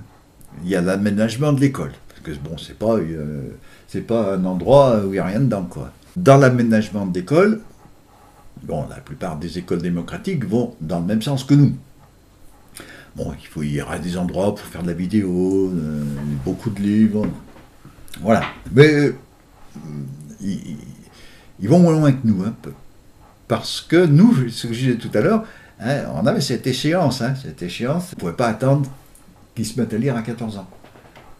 Donc il fallait quand même bien voir toutes les conditions qui allaient les engager naturellement à lire, écrire le plus vite possible, quoi. Pas le plus vite possible, mais avant 10 ans, grosso modo. Il n'y a pas d'échéance, hein, donc il n'y a pas d'échéance, il faut ce qu'ils veulent. Mais s'ils veulent faire de la vidéo toute la journée, des jeux vidéo toute la journée, ils font des jeux vidéo toute la journée. Et bien souvent, c'est pas toute la journée, mais... Enfin, bon, j'en ai vu où... Bon, ça peut devenir inquiétant un petit peu, parce que... En fait, de jeux vidéo, c'était je m'ennuie toute la journée, quoi. Mais je suis bien à m'ennuyer, quoi. Mais j'ai pas trouvé beaucoup de dynamique, quoi. Nous, on a beaucoup travaillé sur la dynamique des groupes, la dynamique d'un lieu. Il y a 2 trucs. Les règles et les sanctions aux règles. C'est-à-dire, un premier conseil qui établit les règles, un deuxième conseil qui sanctionne les dérogations aux règles. Et c'est ça, leur pilier, c'est ça. Notre pilier à nous, hein, c'était l'espace central, l'espace-temps de la réunion, les ateliers permanents, etc. Là, les 2 piliers, c'est les règles et les dérogations aux règles.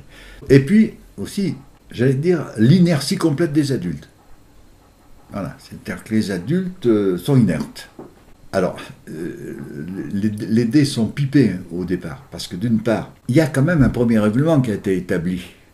Après, ce règlement, il est discuté, etc. C'est-à-dire qu'on fait comme si les enfants ont tout auto-créé, ont tout créé, ont créé toutes leurs règles, etc. En réalité, c'est pas vrai. Parce qu'on les a mis dans un environnement qui en lui-même est une règle. C'est suivant comme cet environnement il était managé, c'est une règle, même si on va le modifier ensuite, quoi. Et puis il y a le premier règlement, il y en a un. D'ailleurs, le fait qu'on dise il y a un conseil qui fait les règles, un autre qui sanctionne les règles, ben c'est déjà un règlement. Ce n'est pas les enfants qui l'ont inventé, ça. Non. Cette base, elle me paraît pas juste. Elle n'est pas présentée comme il faudrait, quoi. Voilà. Et tout est réglé par ces deux choses, les règles et les sanctions règles. Bon, alors, des règles d'abord, quand on veut faire fonctionner un système suivant des règles, un système vivant, ben, il faut que tout soit prévu par les règles. Alors vous avez donc une quantité de règles, il faut tout prévoir par des règles. Moi j'ai vu un endroit où il y avait un trampolino. D'habitude, il y a toujours des mômes là-dessus. Là, il n'y avait personne. Ça me paraissait bizarre. Alors j'ai demandé à des ados comment ça se fait comment il faut faire pour aller sur le trampolino. Ah mais il y a toutes les règles qui sont écrites là-bas. Bon, alors j'ai compris pourquoi il n'y avait personne qui allait sur le trampolino, parce qu'avant d'y rentrer, oh là là, il ne fallait pas faire ceci, pas faire cela, pas faire cela. Bon, autrement dit, on ne pouvait plus y faire grand-chose. Il fallait réciter le checklist avant d'y rentrer. Donc ça, rien que ça, c'est très difficile. Quand on fait quelque chose qui est basé sur des règles et sur les dérogations aux règles, qu'est-ce qui est visé? Que les comportements. Ce sont les comportements qui sont visés. Tout à l'heure, l'enfant que je parlais, il me semble, de l'enfant qui courait parce qu'il était pressé. Bon, il ne faut plus courir parce que tu ne peux plus être pressé. Grosso modo, ce que ça veut dire. Donc chaque fois, c'est sur les comportements de chacun. Il s'agit de normer des comportements. Alors, bien sûr, ça fait un peu dresser les gens des écoles démocratiques quand j'en dis ça, mais, parce que j'exagère, c'est vrai, j'exagère. Mais je pense que le principe lui-même, tel qu'il est établi, n'est pas juste. Est-ce que c'est pas aussi une délégation au groupe de la punition ou de la sanction? Il y a ça aussi. De l'application. Oui, l'adulte se délègue le fait de sanctionner, parce qu'après il faut vérifier que la sanction soit appliquée, et on fait un comité, quoi, comme faisaient les communistes, au lieu que ce soit un individu seul, c'est réparti sur le groupe. Voilà. Et souvent, ça me fait penser on en parlait tout à l'heure, là, au commissaire politique. Ça me fait penser absolument au commissaire politique. Et quelquefois, ça l'est. Alors, je modère juste le propos, parce que je sais qu'au sein de l'EDEC, il y a des tensions justement entre ceux qui choisissent le conseil de justice et ceux qui vont plus vers le cercle restauratif. Voilà. Mais bon, moi je ne trouve pas que ce soit la panacée non plus, le cercle restauratif. Oui. Mais par contre, ce qui est intéressant, dans toutes ces écoles démocratiques, bon, elles ont 2 ans, à peu près. Ça fait 1 an ou 2. En France, hein. Oui, en France, je parle en France. Ouais. Elles partent sur une histoire, elles partent sur ce qu'on dit, ce qu'on voit de Sudbury, grosso modo. Bon, mais Sudbury, ça a 30-40 ans de vie. Donc, ce qu'on peut voir maintenant à Sudbury, ça découle d'une 30aine d'années. C'est il y a 30 ans. Il fallait voir comment ça a commencé, comment ça a démarré. Mais ça, par contre, c'est pas raconté. Donc, il y a une espèce de trou. Donc, ces écoles démarrent sur une image, mais sans penser que cette image, elle a un passé, elle a quelque chose qui a amené à cette image-là. Bon, il démarre donc sur ces principes-là. Mais ce qui est intéressant, ça évolue très vite, quoi. Toutes les discussions qui ont lieu sur Facebook, même dans les échanges, on voit que ça évolue très très vite. Il arrive un moment, ou bien on ne bouge pas, on reste comme ça, et bien ça s'écroule, ça se casse la figure. Et il y en a déjà qui se sont cassés la figure parce que, ça marchait pas, mais ça marchait pas, ça menait, parce que les choses ne marchent pas parce qu'elles existent avant, parce qu'elles ont été écrites sur un papier. Les choses marchent au fur et à mesure qu'on les fait marcher, j'allais dire, hein, et qu'on avance un petit peu. C'est pour ça que j'insiste beaucoup sur le processus qui nous a conduits, nous. Hein. Je reviens un petit peu au début. Le processus qui nous a conduits à ça. Et en plus, nous, on avait la chance, parce qu'on ignorait totalement que c'était possible. On ignorait totalement que c'était possible. Il y a eu un moment, j'ai écrit d'ailleurs, hein, c'était dans les années 80, j'ai écrit dans une revue, je crois de Freinet, etc., que j'étais arrivé à un moment de bascule qui était absolument vertigineux. Et c'est vrai, c'était vertigineux. D'un seul coup, je disais... Mais... Vous avez appelé votre école l'école du troisième type. Pourquoi ce nom? Ça veut dire quoi, troisième type? Oui, mais ça c'est l'histoire de Spielberg, rencontre du troisième type. Voilà, parce qu'un journaliste était venu une fois, en 1980, je sais plus. Enfin bref, c'était un envoyé spécial qui venait faire une émission qu'ils appelaient Vive les Astites. Enfin, il y a toute une histoire cette émission. Revenons à Moussac, dans le Poitou, dans cette petite école à classe unique, où les grands et les petits vivent leur vie, en liberté. Alors, les gars, est-ce que ça va? Non, non, non. Est-ce que ça va, les gars? Est-ce que ça va bien, les petits coquins? Et lorsque Marcel Tria est venu avec son cadreur et son preneur de son, ils m'ont dit on a cru débarquer sur une autre planète. Quoi. Bon, donc rencontre du troisième type, école du troisième type, donc c'est une plaisanterie en somme.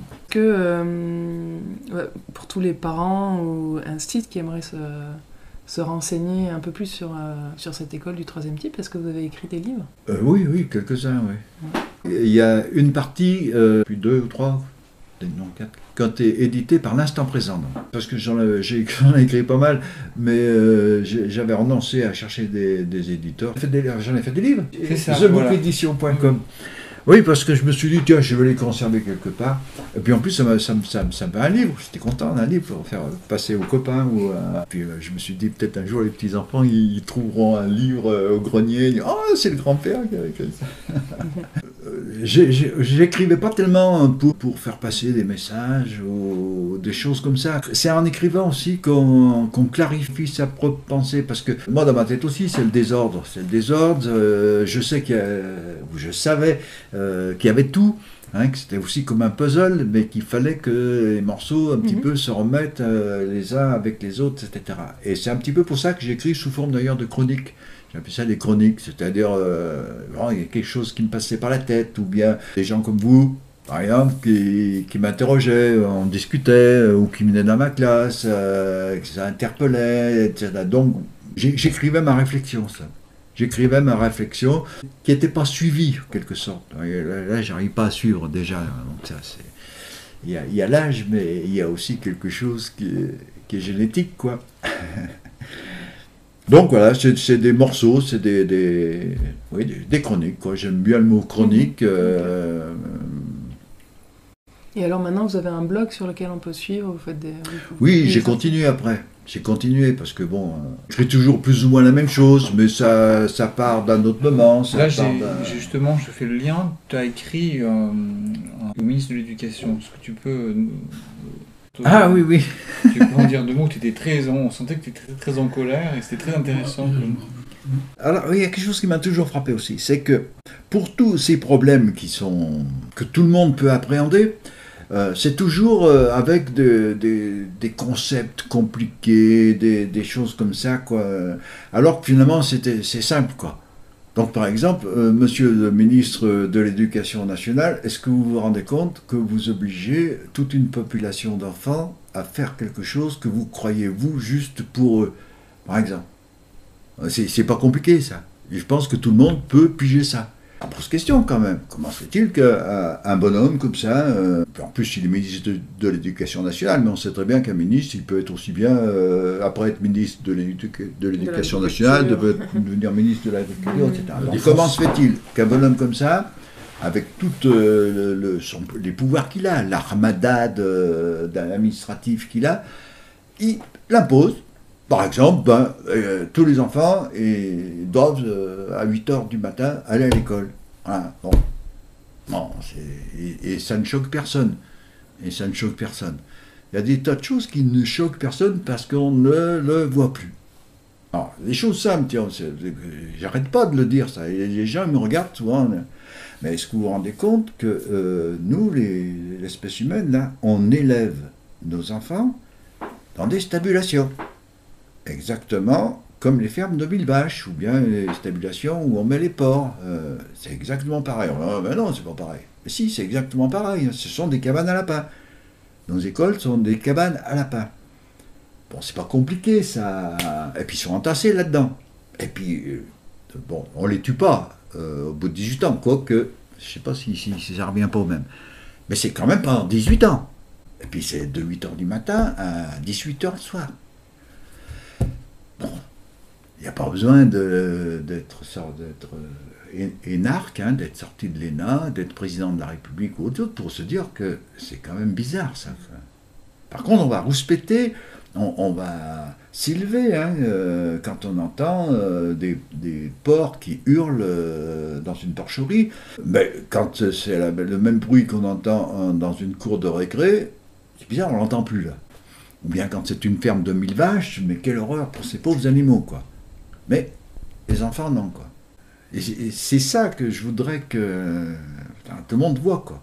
Bon, c'est vrai qu'un ministre de l'Éducation nationale puisse décider comme ça paraît incroyable. Et j'ai une autre question. Est-ce que, du coup, ces enfants qui ont été à l'école du 3e type ont quelque chose de particulier Est-ce qu'ils se distinguent d'autres enfants Est-ce qu'un enfant qui est amené à apprendre librement et à son rythme Oui, alors j'allais dire, je peux reconnaître un enfant qui a été vraiment formaté par l'école. Ça, c'est facile à reconnaître. De toute façon, on en a qu'on voit tous les jours à la télé. Ils ont été formidablement formatés par l'école. Voilà. Bon, mais après, dans ce que j'appelle des enfants ordinaires et des adultes ordinaires, on ne sait pas ce qui leur a permis. Je serais bien présomptueux et puis ça irait à l'encontre de tout ce que je pense si je disais c'est grâce à l'école du 3e type que telle personne est comme ceci et comme cela. Ce qui serait absolument absurde. Moi, la question que je me posais sans arrêt, qu'est-ce que tu as risqué d'empêcher? Voilà. Et pas ce que j'avais provoqué, c'était qu'est-ce que j'avais risqué d'empêcher, quoi. Et c'est nous qui avons affaire à des enfants, qui sont même payés pour ça, c'est la première chose qu'on devrait se dire. Est-ce que j'ai empêché quelque chose? Et non pas qu'est-ce que j'ai provoqué, mais surtout, est-ce que j'ai empêché quelque chose? C'est vraiment la question que je me posais. Après les 15 années dans le Beaujolais, j'y suis retourné, ça me turlupinait de savoir ce qu'étaient devenus ces mômes-là. Et j'avoue que quand je suis arrivé, donc le village s'appelle Lantigné, quand je suis arrivé à Lantigné, j'avais quelque chose là. Je brillais pas. Bon, et puis dans une cour d'une ferme, j'ai vu quelqu'un, je dis ça c'est Bernard, tiens. On s'est regardés tous les deux, alors je dis bonjour Bernard. Il m'a regardé. Oh Bernard Bon, ça y est, on a commencé à discuter, puis discuter avec les uns et les autres. C'est vrai que je me suis aperçu donc que tous ces enfants-là, eh bien, ils avaient fait la vie que déjà, quand ils étaient à l'école, ils avaient envie de faire, quoi. Et on les a tous passés en revue, absolument tous ça en revue, quoi. Mais après, ça ne voulait rien dire, parce que c'est une époque, au niveau économique, quand même, des enfants qui n'avaient pas été massacrés pouvaient faire ce qu'ils voulaient, finalement. J'y suis encore retourné, alors cette fois 10 ans après, et là, ce qui m'a impressionné, c'était que le village était toujours marqué par l'école. Il était toujours marqué par l'école. Le prétexte, ça avait été d'aller acheter du Beaujolais chez qui était un ancien élève, mais qui arrivait à la retraite, quoi. C'était rigolo, parce qu'il arrivait à la retraite. Il me dit, Bernard, tu figures-toi qu'on a parlé de toi hier soir, et on a parlé de l'école hier soir. Vous vous rendez compte, alors là, c'est 50 ans après. À Moussac, tu y es retourné aussi? Oui, à Moussac, il n'y a pas très longtemps, et c'était la même chose. J'étais impressionné de voir que l'école a marqué. C'est pas moi qui ai marqué, mais l'école a marqué le village.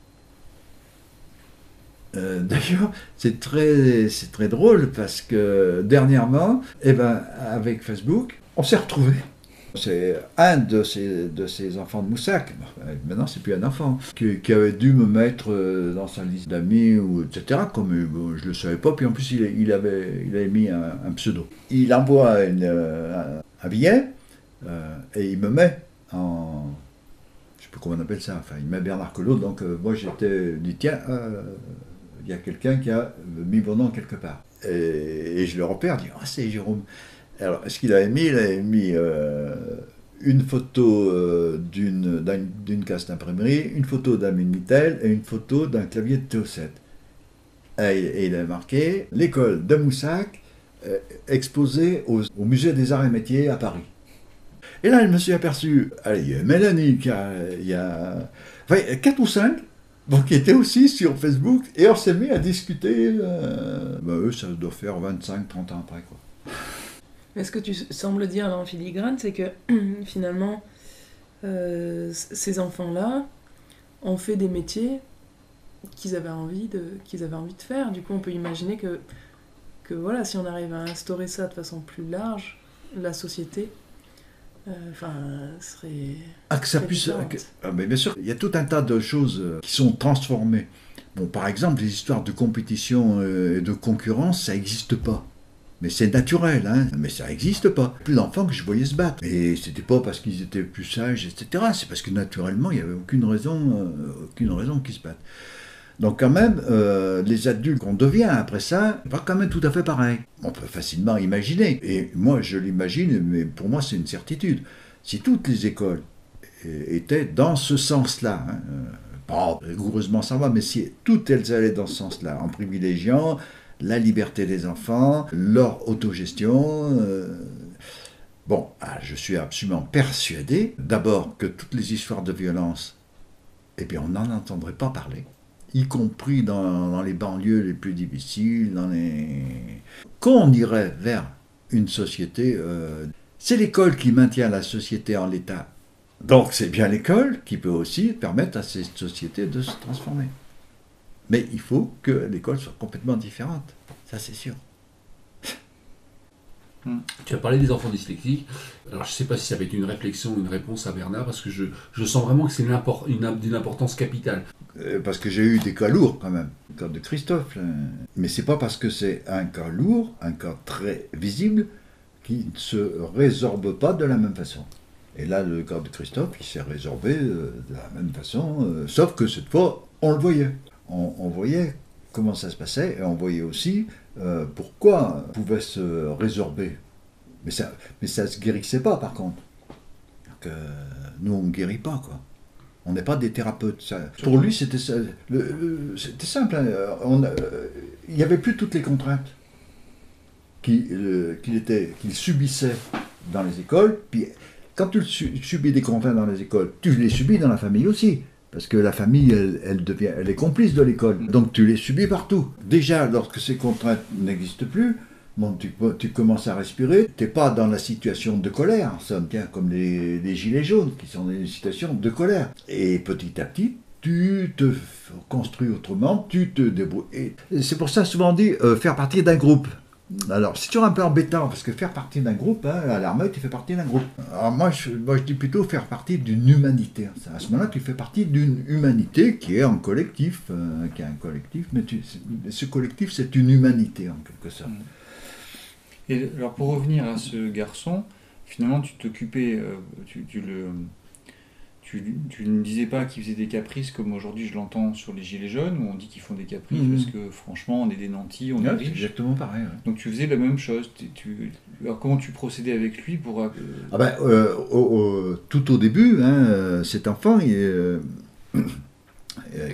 avait des moments des crises de violence. Vraiment des crises de violence. Bon, je m'interposais. Bien sûr, je m'interposais. Je veux dire que... mais... c'est pas, lorsqu'on s'interpose, c'est toujours une violence de s'interposer. Souvent, pour arrêter une violence, on met en face une autre violence. Par contre, elle ne dure que la seconde nécessaire pour empêcher que cet enfant se mette en danger ou mette un autre en danger. Mais que la seconde nécessaire. Immédiatement après, c'est la relation normale, quoi. immédiatement après. Et les enfants, lui, il a vite compris que ces moments-là, c'était uniquement pour ça.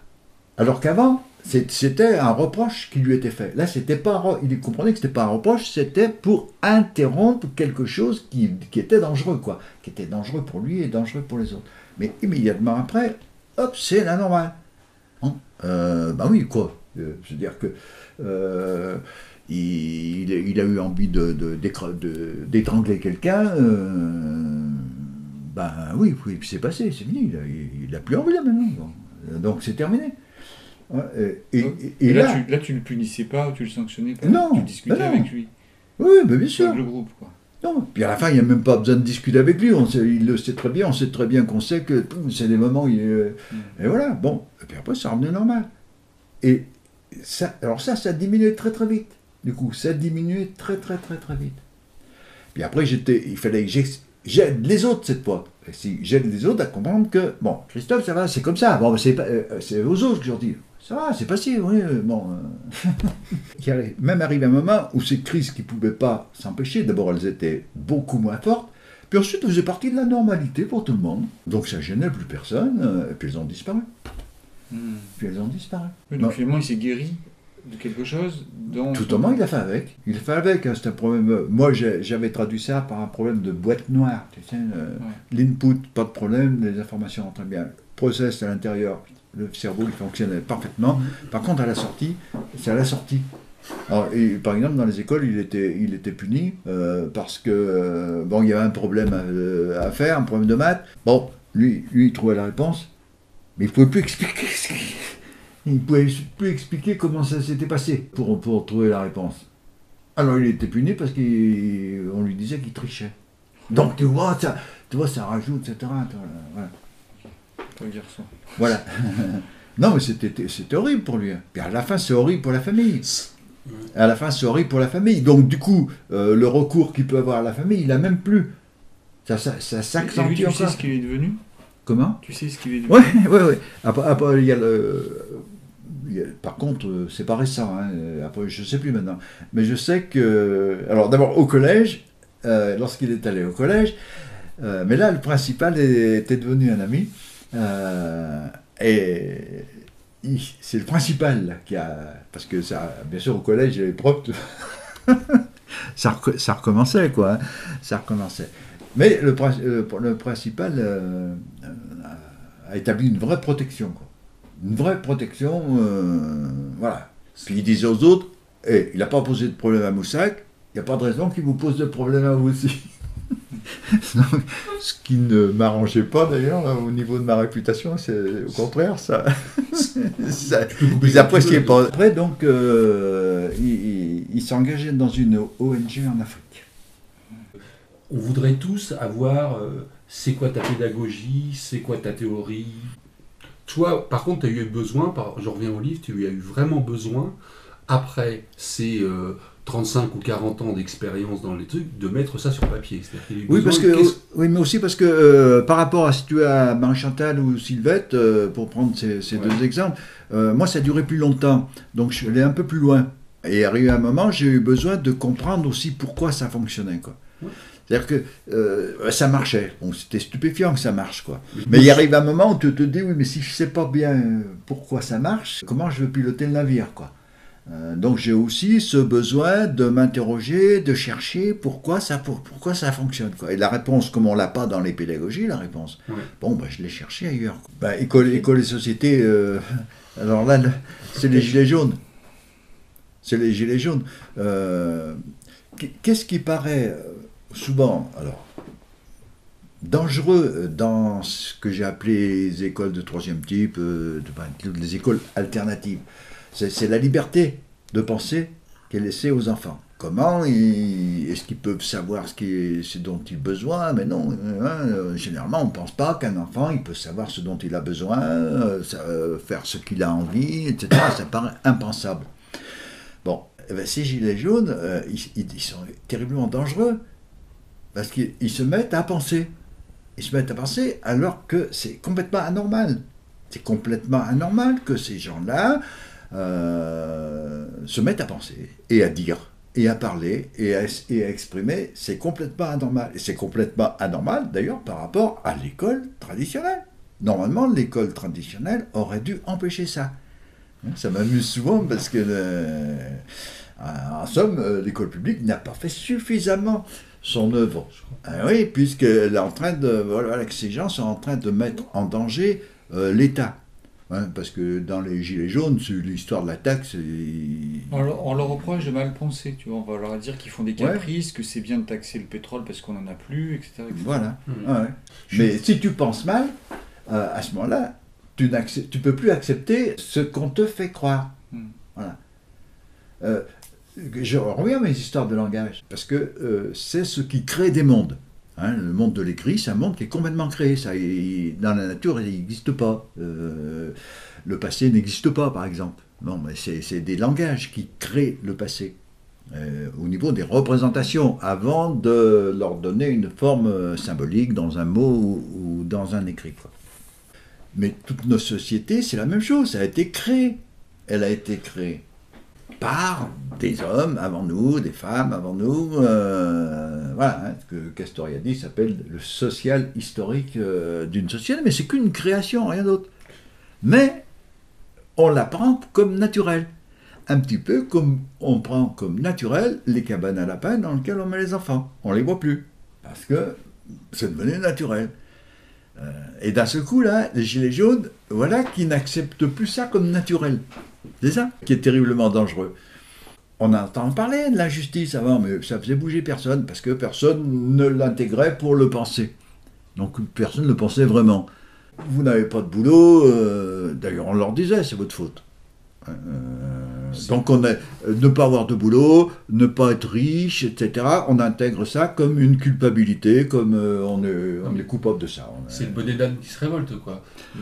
C'est pire que ça. C'est pas tant qu'une pensée que le bonnet d'âne enfin, je veux dire, c'est quand même, on n'accepte pas la mauvaise note, quoi. On n'accepte pas son sort. Je suis pas sûr que ce soit une pensée. On aurait pu penser que dans leur demande, c'est d'être riche. Hein? D'ailleurs, c'est ce qui a fait fonctionner tout notre système. C'est ce qui fait fonctionner l'école. Hein? Tu as une mauvaise note, mais tu peux en avoir une autre, comme lui là-bas qui a une bonne note, hein, etc. Donc, qu'est-ce qui fait que ça se maintient? C'est que tu es dans la misère, mais tu peux devenir à ton tour, etc. Hein? Voilà. Or, les Gilets jaunes, d'un seul coup, ça n'apparaît pas du tout. C'est pas pour être riche. Hein, j'ai bien frappé ça, c'est assez étonnant, quoi, dans tout ce qu'ils disent. En tout cas, ils l'expriment, et ils refusent, en somme, les logiques dans lesquelles on veut qu'ils soient. Donc c'est refuser des logiques, et une logique, c'est toujours une invention de l'esprit, hein. C'est-à-dire qu'il y en a d'autres qui ont inventé une logique, quoi. Ok. Merci beaucoup. Merci, oui. Bon, je fais chauffer la soupe. Oui.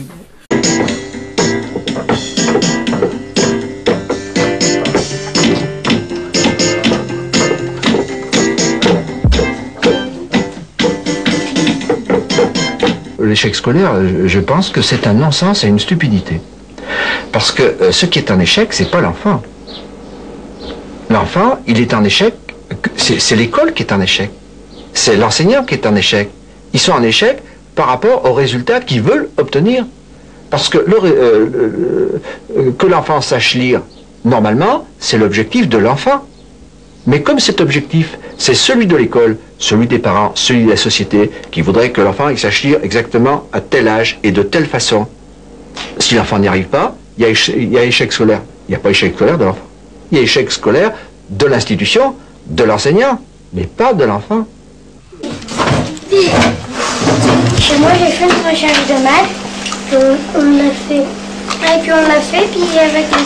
Colo, on a mis 10 plus 10 égale 20, puis après on a mis 40.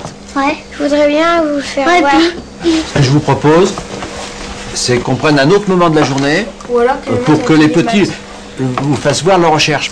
Alors on vous fera un tableau, on fera un grand tableau, vous êtes d'accord? Ouais. On fera un grand dessin, un grand croquis de ce que vous avez fait, et on le présentera ensuite au grand atelier maths. Et il y a le courrier.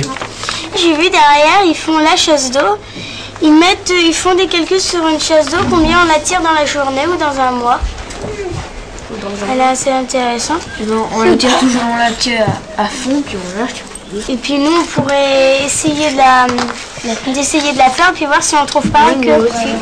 Est-ce que quelqu'un d'autre chose à dire? C'est que je voudrais savoir quand je pourrais amener mon petit canard.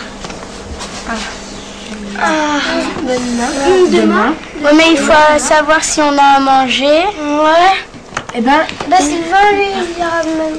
ça se tient. Ouais, mais il y a de l'herbe, il prend manger de l'herbe. Ouais, mais aussi, Ouais, mais il fait quelque chose. et là-bas, Il va prendre un peu de terre. Là-bas, il y a du grain, il y a un peu de tout. Ouais, il y a des graines de blé. Il y a toujours de l'eau dedans. J'espère qu'elle va y rester longtemps. Là, Maman. je ne sais pas trop, parce que je n'y étais pas, je ne sais pas trop ce que vous avez fait. Est-ce que tout est prêt pour que le canard arrive? Oui. Il y a qu'à balayer. Oui, il faudrait de la paille aussi. Ouais, de la paille. Ouais.